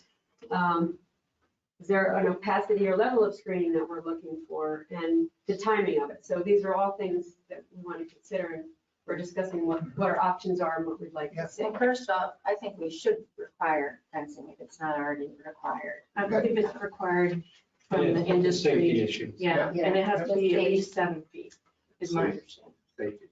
Okay. I thought it was, but I wasn't positive if it was just us. So I think there's consensus that there should be fencing. There should be fencing, yes. And 7 feet to me sounds reasonable. If the panels are gonna be 15 feet in case there's gonna be something underneath it, does the fencing need to be taller than the panels? Because the fencing will protect the view of the panels in some way. So my Unless it's perspective, chain link fence. well, we don't want chain link fence, but That's I mean, we haven't gotten there. Oh, we haven't got there. But I mean, it makes sense to me that the fencing should be the height of the panels at their highest point. Or maybe Well, the only higher. problem But is you have to that remember the panels move throughout the day. Right, but at their They're not highest point. always going to be at 15. Correct. So, I'm thinking that the height of it has to be a protection and has to be a visual protection as well. But you'll have the fencing and then the landscape buffer. just Outside of the fencing. fencing itself Should then is more of a be- security device and a block. And That's what the protection. fencing for, it's for protection from deer, animals, kids, whatever. So the fencing itself, I don't think the height of the fencing has to be to the height of the panels. That's a security thing that, you know, to keep people out. Okay, well, Landscaping, definitely, I has to think, exceed the height of the fence. has to, you know, provide what it's supposed to provide. And the landscaping, right now, there is a landscape manual Mhm. for the county, and it does not have anything in there that meets the requirements that we think there should for to buffer the solar. Yeah. So we'll is figure out- that something that should be, we'll talk about adding that to that Well, manual, like so- a new classification? we can talk the mechanics of how we achieve what you want to achieve. We'll figure out from a code perspective and a manual perspective, all of that. I think more importantly is finding out what is the result that you'd like to have. So the So, result is to completely block the view. okay, Yeah. so how do we want to do that? What was your recommendation for that? Now, one thing about blocking the view, if you're directly across the street from it, and the landscaping and fencing blocks the view, your neighbor that's going to be behind you and sitting on top of the hill, I don't care what type of landscaping you put in there, it's I not. have a gonna block second floor master bedroom that no Yeah, you're not gonna landscaping block is gonna that view. block that view. I'm 80 Yeah. feet above this. Yeah, Yeah, so like I say, I mean, and the topography of the land, I mean, it starts here and it goes up, Yep. so, it's not going to be a total. we understand, we Yeah, understand that. So, I think we're talking But we still have roadside, to you're talking define. roadside. Yeah. Whatever you want to call that. Yeah, we still need to define it. yeah, so I'm curious what your thoughts are. Yeah, so I would say 70% evergreen, and this is just the composition of the Okay, yep, of the buffer, and deciduous, I'm sorry, not deciduous, indigenous, the Native. native, That's fine. indigenous, as well as, you know, possibly some others like, oh, it's not blue spruce. There's another type of spruce that's pretty, Yeah, there's different types that are pretty tall too. Yeah, yeah. okay. But if we only have indigenous, that really limits us. And like, for instance, the white pines do not provide a lot of screening. Yeah, Once they get tall, they're empty and bald. exactly. Right. Those plant branches die off and they're empty. Cedars, you know, so they can be pretty good, but I think that, you know, we should, and, you know, we should develop what that would be for your manual. Okay. But at least 70% evergreen, Okay, and then filled in with some other natives. deciduous. Pepper I started with. Yeah. But if that evergreen used to be 60 feet tall, you're gonna shade half of your solar. I mean, Oh, I don't have know. consideration. That's somewhere. No, It's it's not not gonna that- be that close to the solar. No, it's, yeah, really not be that close. No. That it's really gonna block. And they would take that into consideration during the design process anyway. They don't want to lose anything. Mhm. So they would either set the landscaping far enough away from it, not do that. Is that a pretty typical ratio of 70% evergreens for other requirements in the county? I don't know our landscape code well enough to answer that. Yeah, it But I can look depends. at I the- mean, and I said, you know, the current manual does not address solar, community solar. Right. So No. no, it must address Focused on other commercial. things. It addresses like Addresses a commercial community buildings, next to Right. a residential use, Yep. it addresses all. Yeah. right, a gas station or a, you know, whatever else there is, Yeah. but not solar. Yeah. So. Like I said, we'll figure out how to enforce it, how to require it. I'm more curious at this point of what it is that you want to see out there. So you mentioned, so I got the 70% evergreen, and then, I mean, there's how tall at planting, how tall at a certain number of years, how wide, there are Right. other kinds of thoughts there. I think that, since we said 15 feet at its highest point for the solar panels, I think that the initial plannings should be at least that to completely screen it from day one. Okay, so Height, yeah, no, I got you. yeah. And we can certainly, we'll put that down as an opinion. My only thought regarding that is that you're talking a lot of expense. So I don't know that there are other landscaping requirements that, whether it's, I know not in our code, but in other jurisdictions and so on, I don't think it's an industry norm to plant 15-foot tall screens. So we'll absolutely note it as that's your opinion and your recommendation, but I don't know if it's practical. What is the industry norm? Does Charlie know that? Yeah, Charlie, I don't. No, I think that's correct. So I think there's a few different issues with it. One would be that it's very expensive, to plant like much more mature trees. Another is I think that planting much more mature trees, there's a higher likelihood of them not making it. And so then there's a maintenance issue of having to replace those after some, 3 to 4 years or 5 years, whatever it takes. I think our recommendation would be to not have that type of a height kind of requirement or maturity requirement, but to have some kind of like a time period associated with, the level of kind of landscaping needs that are needed for it. So I agree with that. I have definitely heard from members concerned that trying to have plant numerous, 15-foot trees is going to be very expensive, but also likely is going to have to result in a lot of replacement because something like a third of those trees are unlikely to survive the transition, when they're that mature.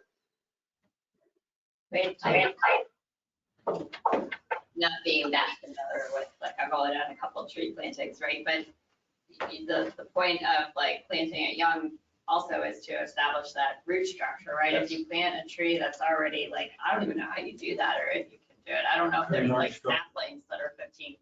No, Right. 15-foot tall So, tree is so you pretty want big. it to be able to thrive and survive and Mhm. grow in place. So that Even the is kind of a smaller challenge. plantings do die, Oh, yeah, sure. Sure. As well as with the larger plantings, and if it's done in, the right way, then they have a better survival rate.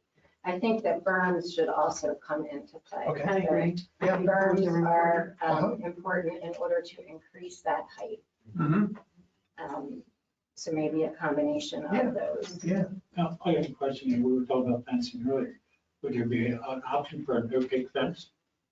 If you can get chain link fence with slats put into it that Mhm. really block the view and you really can't see through it?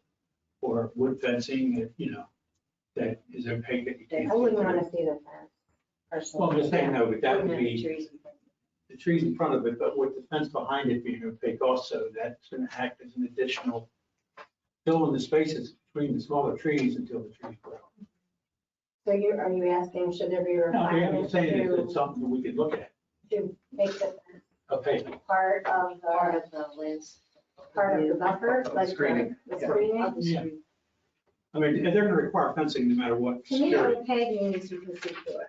No. More It's solid. the So opposite, that you Did can't see we through. vinyl through? Vinyl slats through it or wood slats. And there's other different types of Or fencing that there's you can wood get. that's, I don't know, Board on balanced, board fencing, there's all kinds you of know, different fencing it's a that two are layers. solid fencing more or less, that you More can't see. I know PG&E, like they have some kind of, in their chain link now, it looks like greenery, but it's fake. Yes. Yeah, that has that. Yeah, you can put that in the chain link fence to help hide that view from ground level. And like I say, with Yeah, I'm not. With opposed to smaller it. landscaping, that's gonna help block that until there's smaller can grow. Uh-huh, So that might be an option to add to it, yeah. is some type of opaque fence. I agree. Yeah, I think there could definitely be more of like an aesthetic fencing requirement, if I'm hearing y'all correctly. You could say no chain link fences. You could say more of an agricultural type of fence. I've heard like a wooden fence would be very expensive, but there are, I think you're mentioning different types that can just be more aesthetic and not be, an eyesore. So I think that having some restrictions around that definitely makes sense. Yeah, I think in some neighborhoods, if they have a substation or something, to screen that substation from ground view, they'll cover the fencing with something, whether it's slats or some type of material or whatever that you can't see through the fence, so you can't see what's in. There's game fencing, which is really friendly to the game that might butt against it, but if there's no opacity, I mean, Yes. I do not think that you can get it opaque. So there's a lot of open. 4x4 squares, yes. Yeah, in the squares, but it's also wood between the They're higher squares. too, aren't they? The game fences are higher, like 15 feet. I mean, and I was thinking that would be appropriate, but I hadn't even thought about it being part of the buffer itself. Since the buffer was on the other side of the fence. The But I buffer's think in they front could of the work fencing, the together. fencing, They and could then definitely the work together. Mhm. And if you're gonna use anchor fencing, there must be some other kind beside the impact of something button up against that post. But I don't know what it is, but obviously nothing that has like a barbed wire effect on the top. I'm sure Right, everybody's yeah. agreed with that, no matter how high it is. I think definitely part of the buffer is a great idea. Mhm. I don't know what it is. So, If Charlie knows. Yeah. Yeah, Charlie, do you have any examples of those types of fencing? I can request that and have something for the next meeting to show kind of examples of ways to do it, to make it look nicer. I think the main thing, the underlying kind of requirement, I think, is the electrical code, which I think requires that 7-foot fence. And I think I assume that's partly just keep people and kids out of there. So I think you just have to meet that, and then otherwise you can be creative. But yeah, I'll ask some of my members for examples of ways they've done it that look nice, and then you potentially could be set as sort of a minimum requirement. And another thing with that, you may not have to require the whole fencing in the whole facility. You could require just so that any part of the fencing that's facing residential units have that. So On your farm, the part that's facing your farm or anything wouldn't have it, because who's gonna see it? Right. But Or the the part, street. right, so the street or any houses, that's what they would see, not the chain link fence. Yeah. That's a great point. That way, it does cut the cost down a little bit on something like that. Yeah. Yeah, 'cause 20 acres of fencing is But still not cheap to keeping it begin with. safe for deer and, still Right, safer keeping it impact. so that it's secure from any Correct. Right, wildlife. so, but we're all understanding, like, a portion of the fence could be opaque and a portion of it could be different. It would still all be there for, they need to for safety purposes. Still all be fenced, So it would right? still all be fenced, but the fencing type could, Chain. Could vary. yes. Okay, so you could have plain chain link fence facing the farm. And any part of the facility that's facing residential units or something of that type could have the slats or something put in it to make it opaque so you can't see through it. So would that expand then to screening in general? So the screening requirement, which would include both berm, fence, vegetation, we would only want on facing public roads and other residences. Whereas the side of the facility that faces the farm or whatever, you'd need the fence or security, but you would not need any sort of screening. I agree with that. It's kind of tricky because in the case of Nora Valley, we are directly, our entire property borders that proposed field, but our neighbor behind us, their yard kind of sits up, and so the back of the field is all wooded, but they're kind of in the corner. So, all right, so see where it says Nora? That's our property right there. Yep. And right behind us is the neighbor. So thinking of them, so if we had the buffer and all right next to us, and Yes. if it was not required to Here. the rear, the neighbor in the back would not have any screening. This is all forested though. That's forested, So but would the they- neighbor behind us, they. Are you talking this one? Them. They would not, so that's already been an issue that has come up, that on the current plans, the company, the solar company didn't show any landscaping in the back. But it would be needed because it's in their view. They can see it through the forest? Yeah. Really? Yeah, it's So that's a not- slope down. It's a slope and it's not thick there. So Okay. especially Okay. 6 months of the year. Yeah. 6 months of the year, none of us have any Yeah. buffering there. Okay, so that would be so the site plan process, the site plan has to be approved by planning and zoning commission. So the developer might make the argument that we don't need to put screening along here because of all of this forested area, right? This has to go, like all development plans, to the planning and zoning commission. This neighbor could speak up and say, yes, screening is needed here because of it's not thick woods and so on and so forth. The planning and zoning commission can put the additional requirement. They can force the developer to put screening along through here. So I just wanted to clarify that as part of a normal process, those additional requirements can be enforced. Is there a distance recited? Yeah, we're gonna get to it. So, but I think it's important, based on what Chris just said, the plans you've seen now are concept plans. Right, I And know. once it goes to the zoning, it's gonna change over time. I'm just And saying those it's already types an of things issue can and be is it addressed. something we wanted to? Yeah. discuss No, it's right great. now? Because, I mean, honestly, I would have thought that screening would not be needed along this stretch. Maybe Because not the there's, whole stretch. because there's nobody living back here other than the property owner themselves. But that's a great point that these folks here, and to your point, Patty, maybe screening to this point where the hand is would be required to block their view. But from here, sorry about the delay, from here to here, it wouldn't be needed. That's a very site-specific type discussion. Right. So, That does get tricky. Like I have a different site where the big property is in a bowl. Mhm. The farm is here, the solar panels are here, and there's houses here. Sure, they're 1,500 feet away, but they have clear line of sight through the farm to the panels. So are they exempted from having screening or not? That's something Case by that you're not. case situation. Yeah, case by case thing. Did you have to be a certain distance in order to have that, or like, if you're like a quarter of a mile away, does that, but you can see it, does that not Well- count? Can't tell. Right. But I think that the reality for using this as an example, I think screening would be required along Deer Park, right? To screen these folks as much as possible, but recognizing that either they're up on top of the hill and this is down below. It's Same not with the ones that realistic. are there on the other Yes. side. Yeah, they're- yeah, this is a And valley. you were there, we walked Yes, all of yeah, that, so you yeah. can see what it looked Yeah. like. And there, it's gonna be pretty much impossible to. Yeah. Very case by case.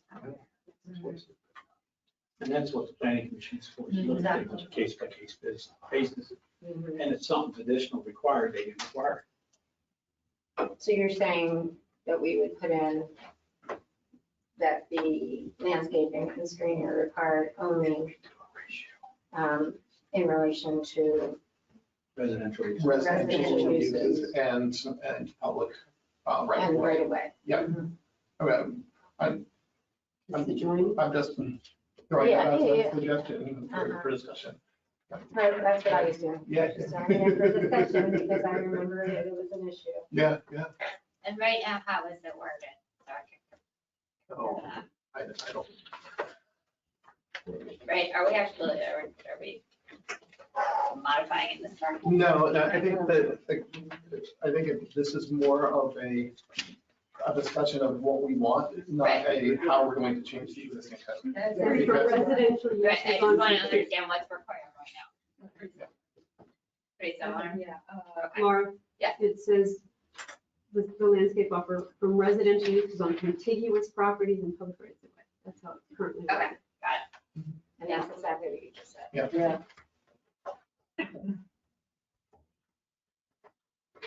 So any other thoughts as far as dimensions, like, and so on of, We didn't discuss the No, depth right. of the buffer. yeah, what are your thoughts on that? Yeah.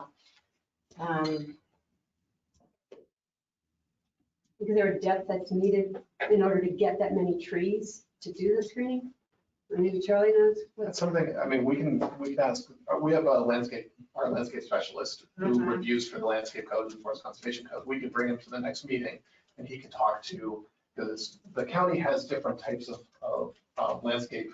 I forget what they're called. It's a type A screening, type B Class. screening, class Yeah. screenings, right? He can talk about the opacity of those different types of screenings and maybe one of our existing is appropriate. Or we can talk about how we want to enhance one of our existing to meet what it is that you're looking for. So he would probably have a good opinion on, you need at least 10 feet with 2 rows or 20 feet with 2 rows or whatever. And depending on the size of the trees you put in, they're gonna have a certain Yes, width. So, Yep. yeah. okay, yeah, we'll ask Jonathan to come to our next meeting and he can talk to from his experience, what makes sense. I know in our concept plan, that tree line or the berm with the trees on top is not right next to the fence. There's a good bit of space between the fence line and where the landscaping will be. Yeah. So I think we need to talk about kind of all of the dimensions, right? So you've got the edge of roadway, you've got the property line, and then you've got maybe some open space, you've got berms, trees, whatever, then you've got the fence, and then you've got some more open space, and then you've got the solar panels. So we can talk about what those dimensions are, all of those intermediate dimensions are. Maybe what would be helpful is we can create a graphic that illustrates that, and we can have like dimensions with a question mark, and we can all discuss what those dimensions we feel are appropriate. And images, there are examples in the county of other things that have utilized berms and landscaping to even that. Yeah, and also other counties, and I know I've brought this up a few times, I emailed about it. Yeah. But I went back and, I still remember Commissioner Guerin saying he had specific code from other counties that might be helpful, and you all agreed, that maybe it would be helpful, we wouldn't be starting from. So maybe I would like to see what he had and what he was referring to, as well as what Commissioner Kyler was referring to. Would you be able to provide those to me? So Commissioner Garing provided us with the code for a county in North Carolina. And that's all he provided. So yes, we can definitely share I that. have one of those. Is Okay. there others?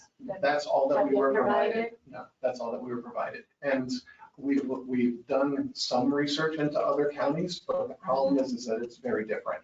So for the best example that Brenda shared with me is that in Frederick County, community solar is considered an accessory use.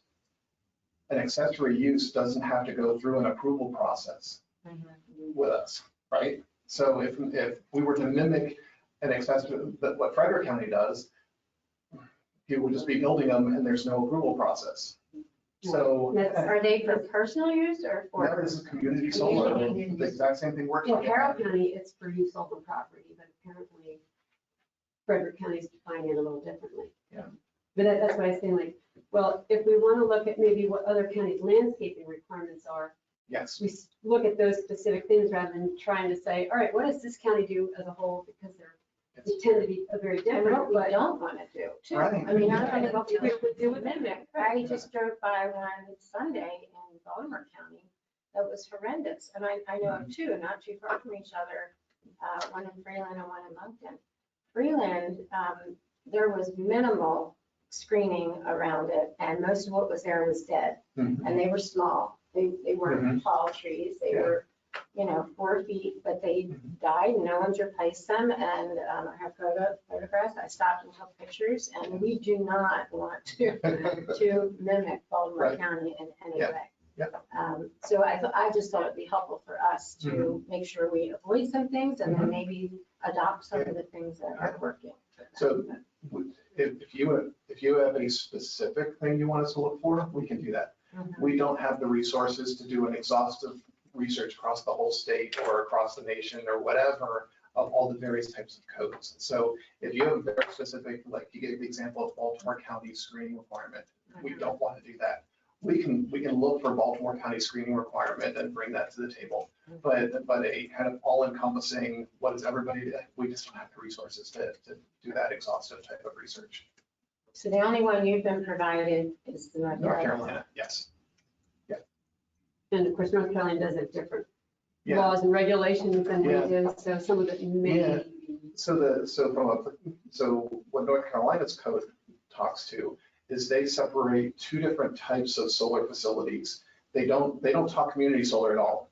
They have small and large, or maybe it's minor and major, I forget what the Yes, designation minor is. and major. Yeah, so you've seen it, yeah. So minor is anything up to 2 times the personal use of the property, right? Which sounds more like an accessory. And they consider that an accessory use, right? That's similar to anything that produces more electricity than twice what the property owner uses goes into that major category, but there's no upper limit to that. So it's defining guidelines for everything from a community solar small, like we're talking about, up to 1,000-acre large scale commercial type. So that there's no, they throw it all into that bucket to cover the whole range. We are very focused to the 2 megawatt smaller type facility. So some of the requirements they're putting out there to cover the 1,000-acre, when I was reading, I was like, that doesn't apply to our small, what we're trying to do. So that's what, again, it's different municipalities, jurisdictions treat it differently. So that's the Well, I danger. understand what you're saying about not having the resources, because this isn't the only thing I do. Yeah. I don't have the resources either to, and I know that's because of research. Yeah. But believe it or not, this is not everything I do. So I was just hoping. It's that true. we had it. Yeah. I think so. Yeah. And as much as we If can. we already had it, it would be so helpful, but I'm myself, it's hard to research and pull together.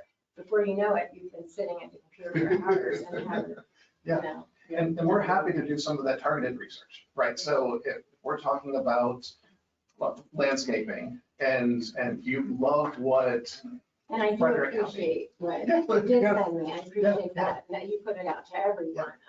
So, okay, I'll try to come up with some time. Yeah. And request. If you have pictures of what you didn't like, Yeah. you could share Please share. those and we can. You want to put them up there right now? I'm not sure what And you do not want. But I can tell you one thing from Yeah. being in the quality improvement and something, that the law is only as good as who oversights what's happening there. So in Baltimore County, who knows what their laws are, who knows what the requirements were, but somebody, and this goes back to my question that said, you know, if I'm walking my dog in front of the solar facility and I see something, Mhm. I will know, but not everybody will know. Well, unless there's a note on the fence maybe that says, call the landowner, you know, call the energy company in Colorado. I will know who to call, so I'll just keep walking my dog. And a lot of people are riding their cars by down Route 70, my God, who put in that solar? Even at this little field you're talking about, except off of 70, Yeah, my granddaughter lives on the farm that's being put on. sad. It's 100 acres of solar panels. Yep, yep, and it looks like it. And then there's a whole big wood pile next to it Yeah, the that's guy- supposed to go to somebody the guy- where I never went there. Firewood business. But, you know, that's Wood pile's what I'm bigger gonna than be this building. jumping all over. Yeah. The next meeting. That's in Howard or so. County, and I can't force That's in Howard County, yeah, that's why I moved. it. I think that's why half the people are. That's my case. So does the idea that we'll create a graphic that has some of those dimensions, that will help, I think, the discussion as far as what kind of setbacks and That would be helpful. widths and so on. Okay, we'll plan on doing that for the next meeting then. Oh, I can't swear that it's gonna be gorgeous. And maybe with some berms, Talk about art. maybe if they can include some berms in there. Yeah, so, Along with it. so in my mind, and correct me if you're thinking differently, that's the landscaping area, right? So if you start at the roadway, property line, and then landscaping area, fence, and then solar field. So the landscaping area could be berms, vegetation, and so on. So, Or landscaping on a road. exactly, Right. yeah, Yeah, That would probably be the best. yes, right. yeah. Which I think is what, like, was originally envisioned Yeah. when that was written. It just Yeah. wasn't written to be specific enough to be clear on that.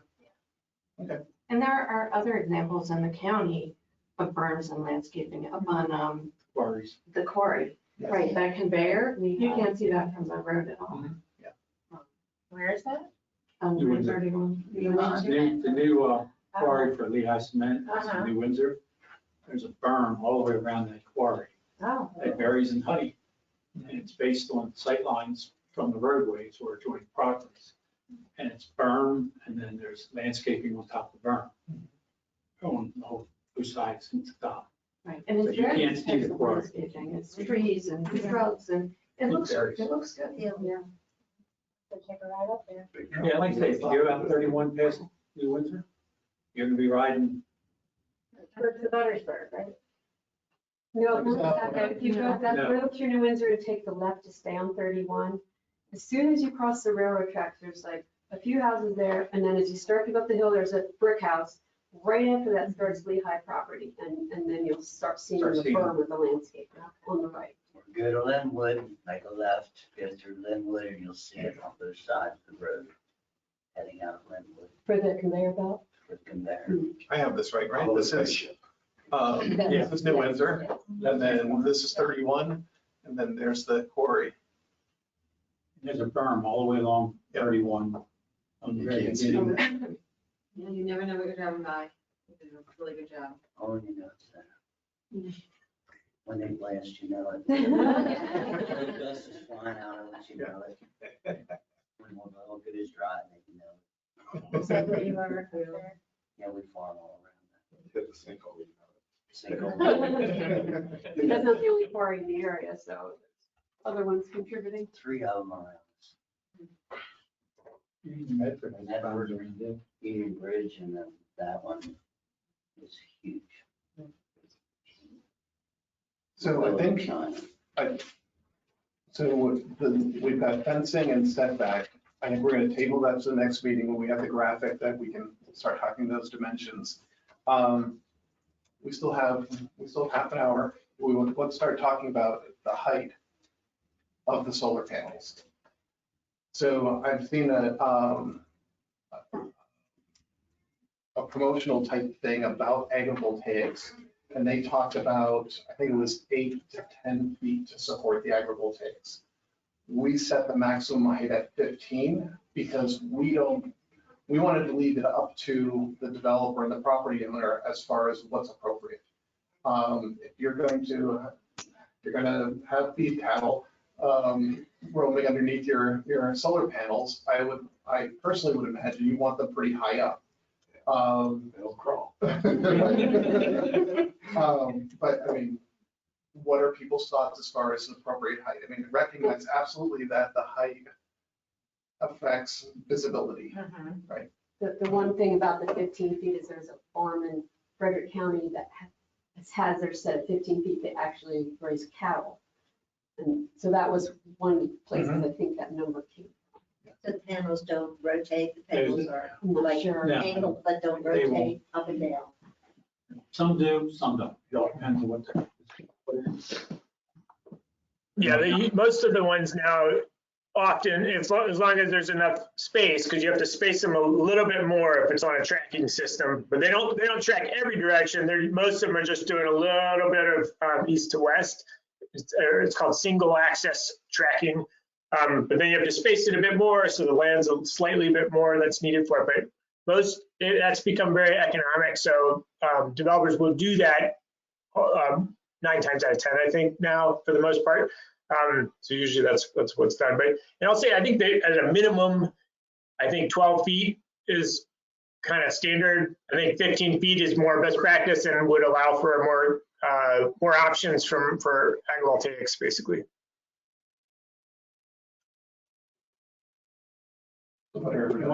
Remember, right now, currently 15 feet doesn't refer to the pivot point of the panel. Right. Refers to whatever position the panel's in, they can't exceed 15 feet. Right. So if that panel is rotating, when it's at its highest point, it can't be any higher than 15 feet. Right. So that other end is going to be at a lower height. So that's something that has to be taken into And I consideration. think, going back to the screening, too, it depends, the 15. 15. Yeah, I mean, if we can plant screening that blocks that 15 feet, then I would say that's acceptable, but if they're not willing to put 15-foot high trees in there to block it from day one, then I would say we need to reduce it. Okay. We also don't want to make it so difficult that it can't be done. I mean, you don't want to say 8 feet and there's no industry panels that work. Yeah. Right, so it has to And we be. actually, believe it or not, have had somebody approach the county that actually laid the panels on the ground. Seriously, and they're just flat panels, they're just laid on the ground in rows. And they wanted to know if that would qualify for pollinator friendly. So, which we told them no, it wouldn't. But it literally, they just basically are taking the panels and they're laying them right on the ground for the whole system. So, I mean, I don't see it being practical doing it that way because almost anything can walk over it and damage them. Right. But that's something that the industry has presented.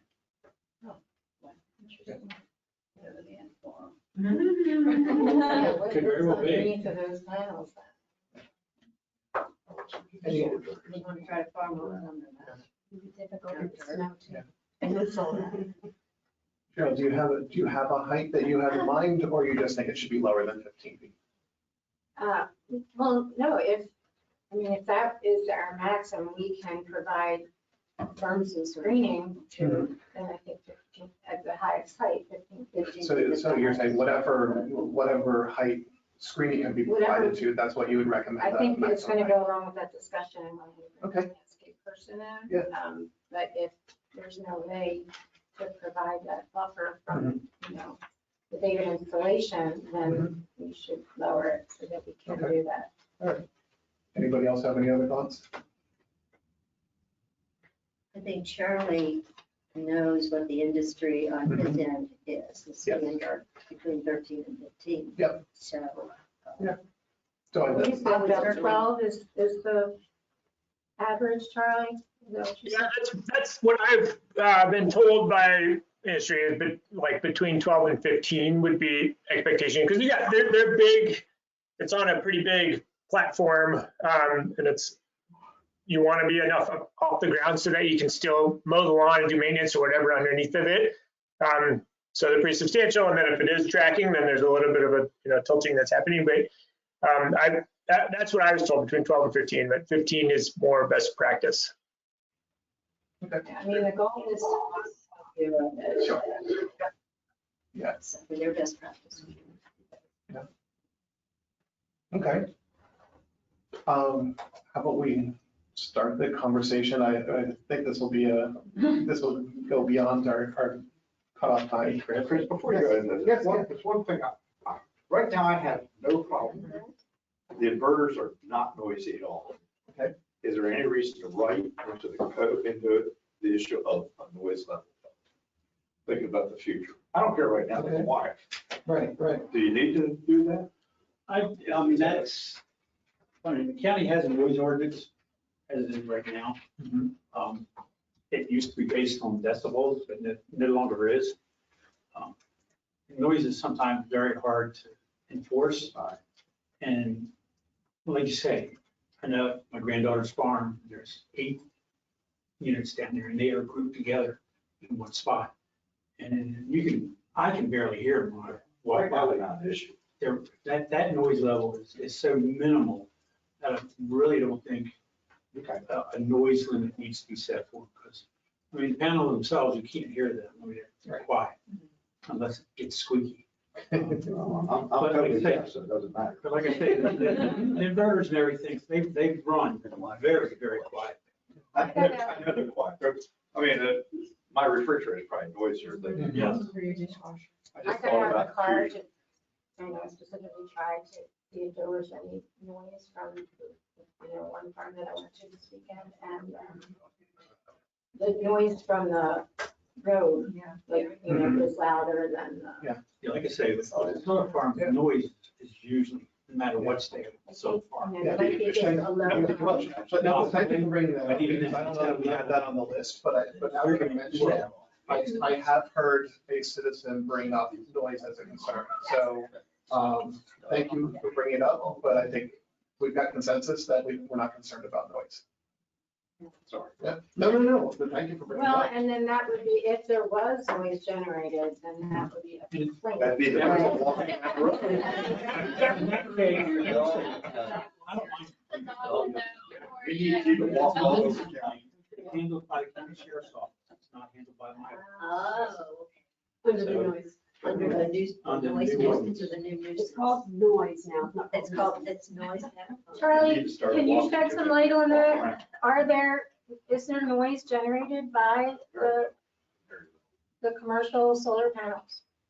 I'd have to ask. It's never come up, honestly, for me. I've been doing this for a long time, but I can ask if the tracking system has any noise.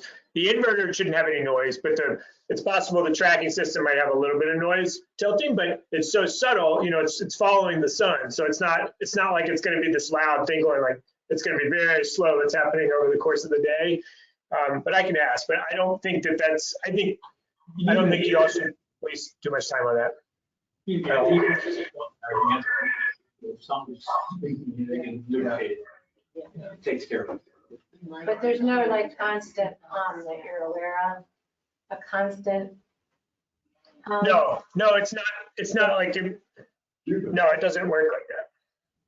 I mean, you'd hear more noise walking underneath a high-powered electric line Oh, yeah. than you will from, Yeah. That's You what can I do that think now. of. Yeah, that's what I think. that hum would be very loud compared to what solar systems would be. Yeah, it's come up, it comes up a little bit more, I think, for wind, because there is a constant movement that's happening. And there's been, and I don't want to poo-poo wind. I think that they're good too, but I've never heard of it being an issue for solar, but I will ask internally. There was another issue that came up with some of my neighbors about lighting. They had assumed it would all be lit up like a prison, and there's no exterior lighting, so. Decommissioning. Chris, Yes, I gotta leave, I got a doctor's appointment. okay. I think we're just about wrapped up for the day. Thank you. See y'all next time. Yes. Thank you, Jeff. Thank you. Thanks, Jay. You want to? Did we do the setback? We're going to table that until we have the graphic for the Okay. next meeting. So yes, we will still talk Well, about it. that's, the graphic is going to be for landscaping and screening. It's going to be setback also, right? So we're going to show all those dimensions and we can talk about. all Is of it, them. is it a program that they can like move it around, you know? No, like, no. Be able to, I think what she's saying is like, here's what it looks like. Interactive. Like a scenario kind of thing where you move it and it changes. Not We don't have to make software like that. If you come up with a way to do that. We need some construction papers, what we need. Well, we can actually use that. Oh, yeah, I have some ideas. I think we could do that. I think so. Awesome. Move on. So decommissioning? Is that the last one that's not tabled, right? Yes. Oh, okay. Well, there was a back page too, though, that might have some smaller bite-sized stuff. True, but, oh, you're right. Yeah. Table Decommissioning is so big. Yeah. Do you want to start, go Think about- skip that one? Yeah, let's skip and come back for next time. Okay, sure. It just- Yeah. Because with that is also the abandonment. So Yeah. it's Right. like, Yep. and then even maintenance comes Yeah. into that too. Okay. So glare was brought up, it wasn't like a big issue that was brought up, but there's nothing currently that addresses glare for community solar specifically. Under the commercial and industrial zones, it does say that, glare needs to be minimized, and that would be towards like roadways for safety or whatever. So this is just a question of, is this something we need to consider to add into community solar like it is in commercial industrial? Or is it not really an issue because commercial industrial tends to be a lot closer to like the more density of development? So this is a question what people think. Well, I can tell you, and I have it right here, that at the Chaperton, one of their meetings, I asked a bunch of questions of the representative, and he said me, and I'm going to give this to you. Please.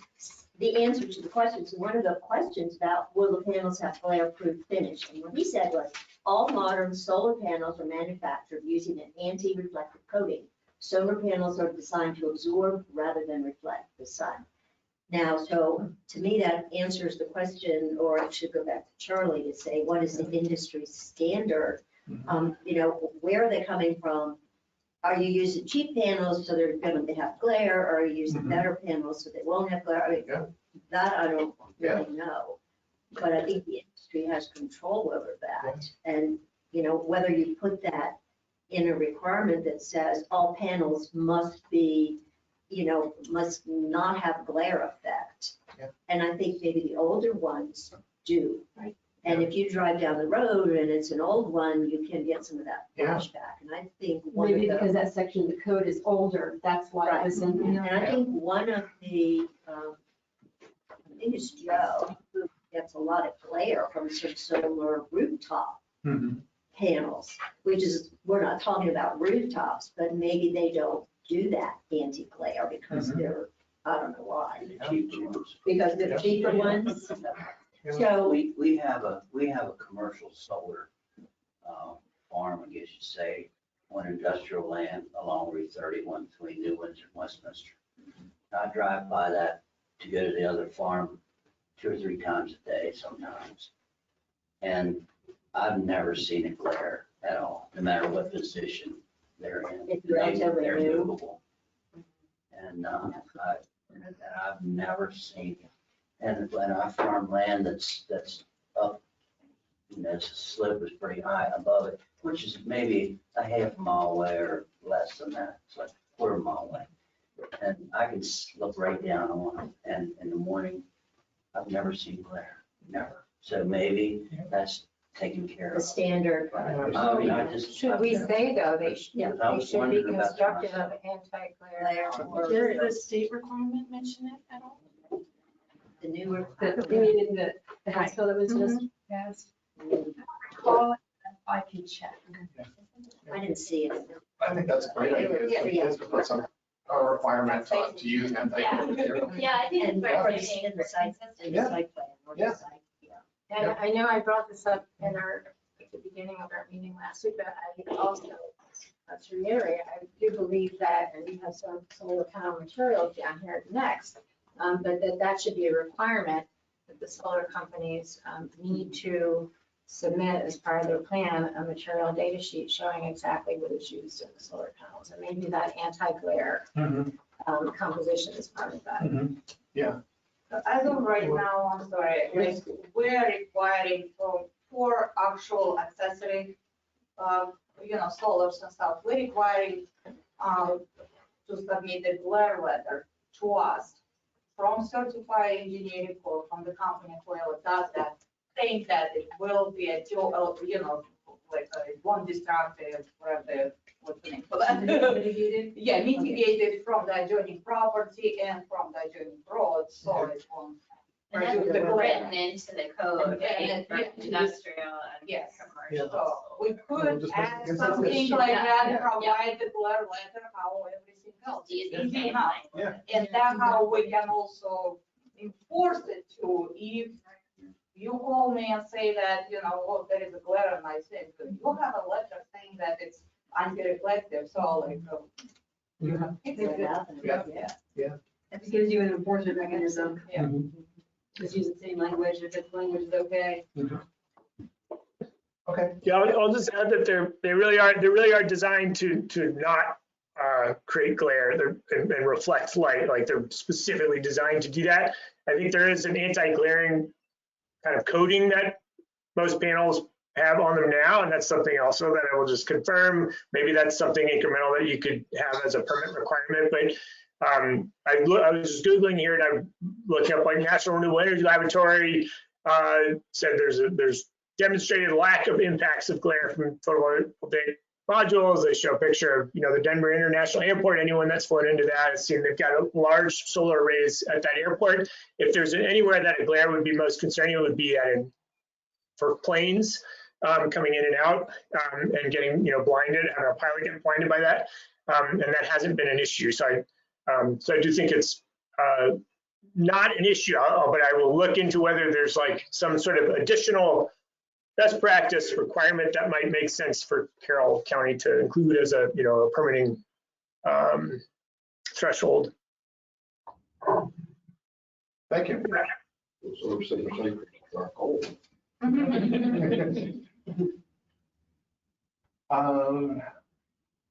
I'm going to suggest that, so solar panel materials, which Joe, you touched on briefly there, maintenance and noxious weeds, I think we'll probably need to dedicate a little bit more time than we have remaining.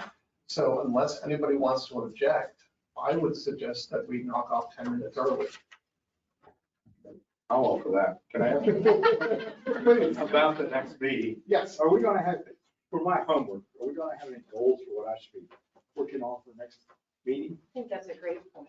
That's a great point. Or have the agenda. Yeah. Would you at least give us a heads up? It's not like I'm waiting to the last minute. Honestly, I have so many other things to do. I'm trying to use the bank for your buck. Okay? So some goals for next meeting, I thought would be kind of cool.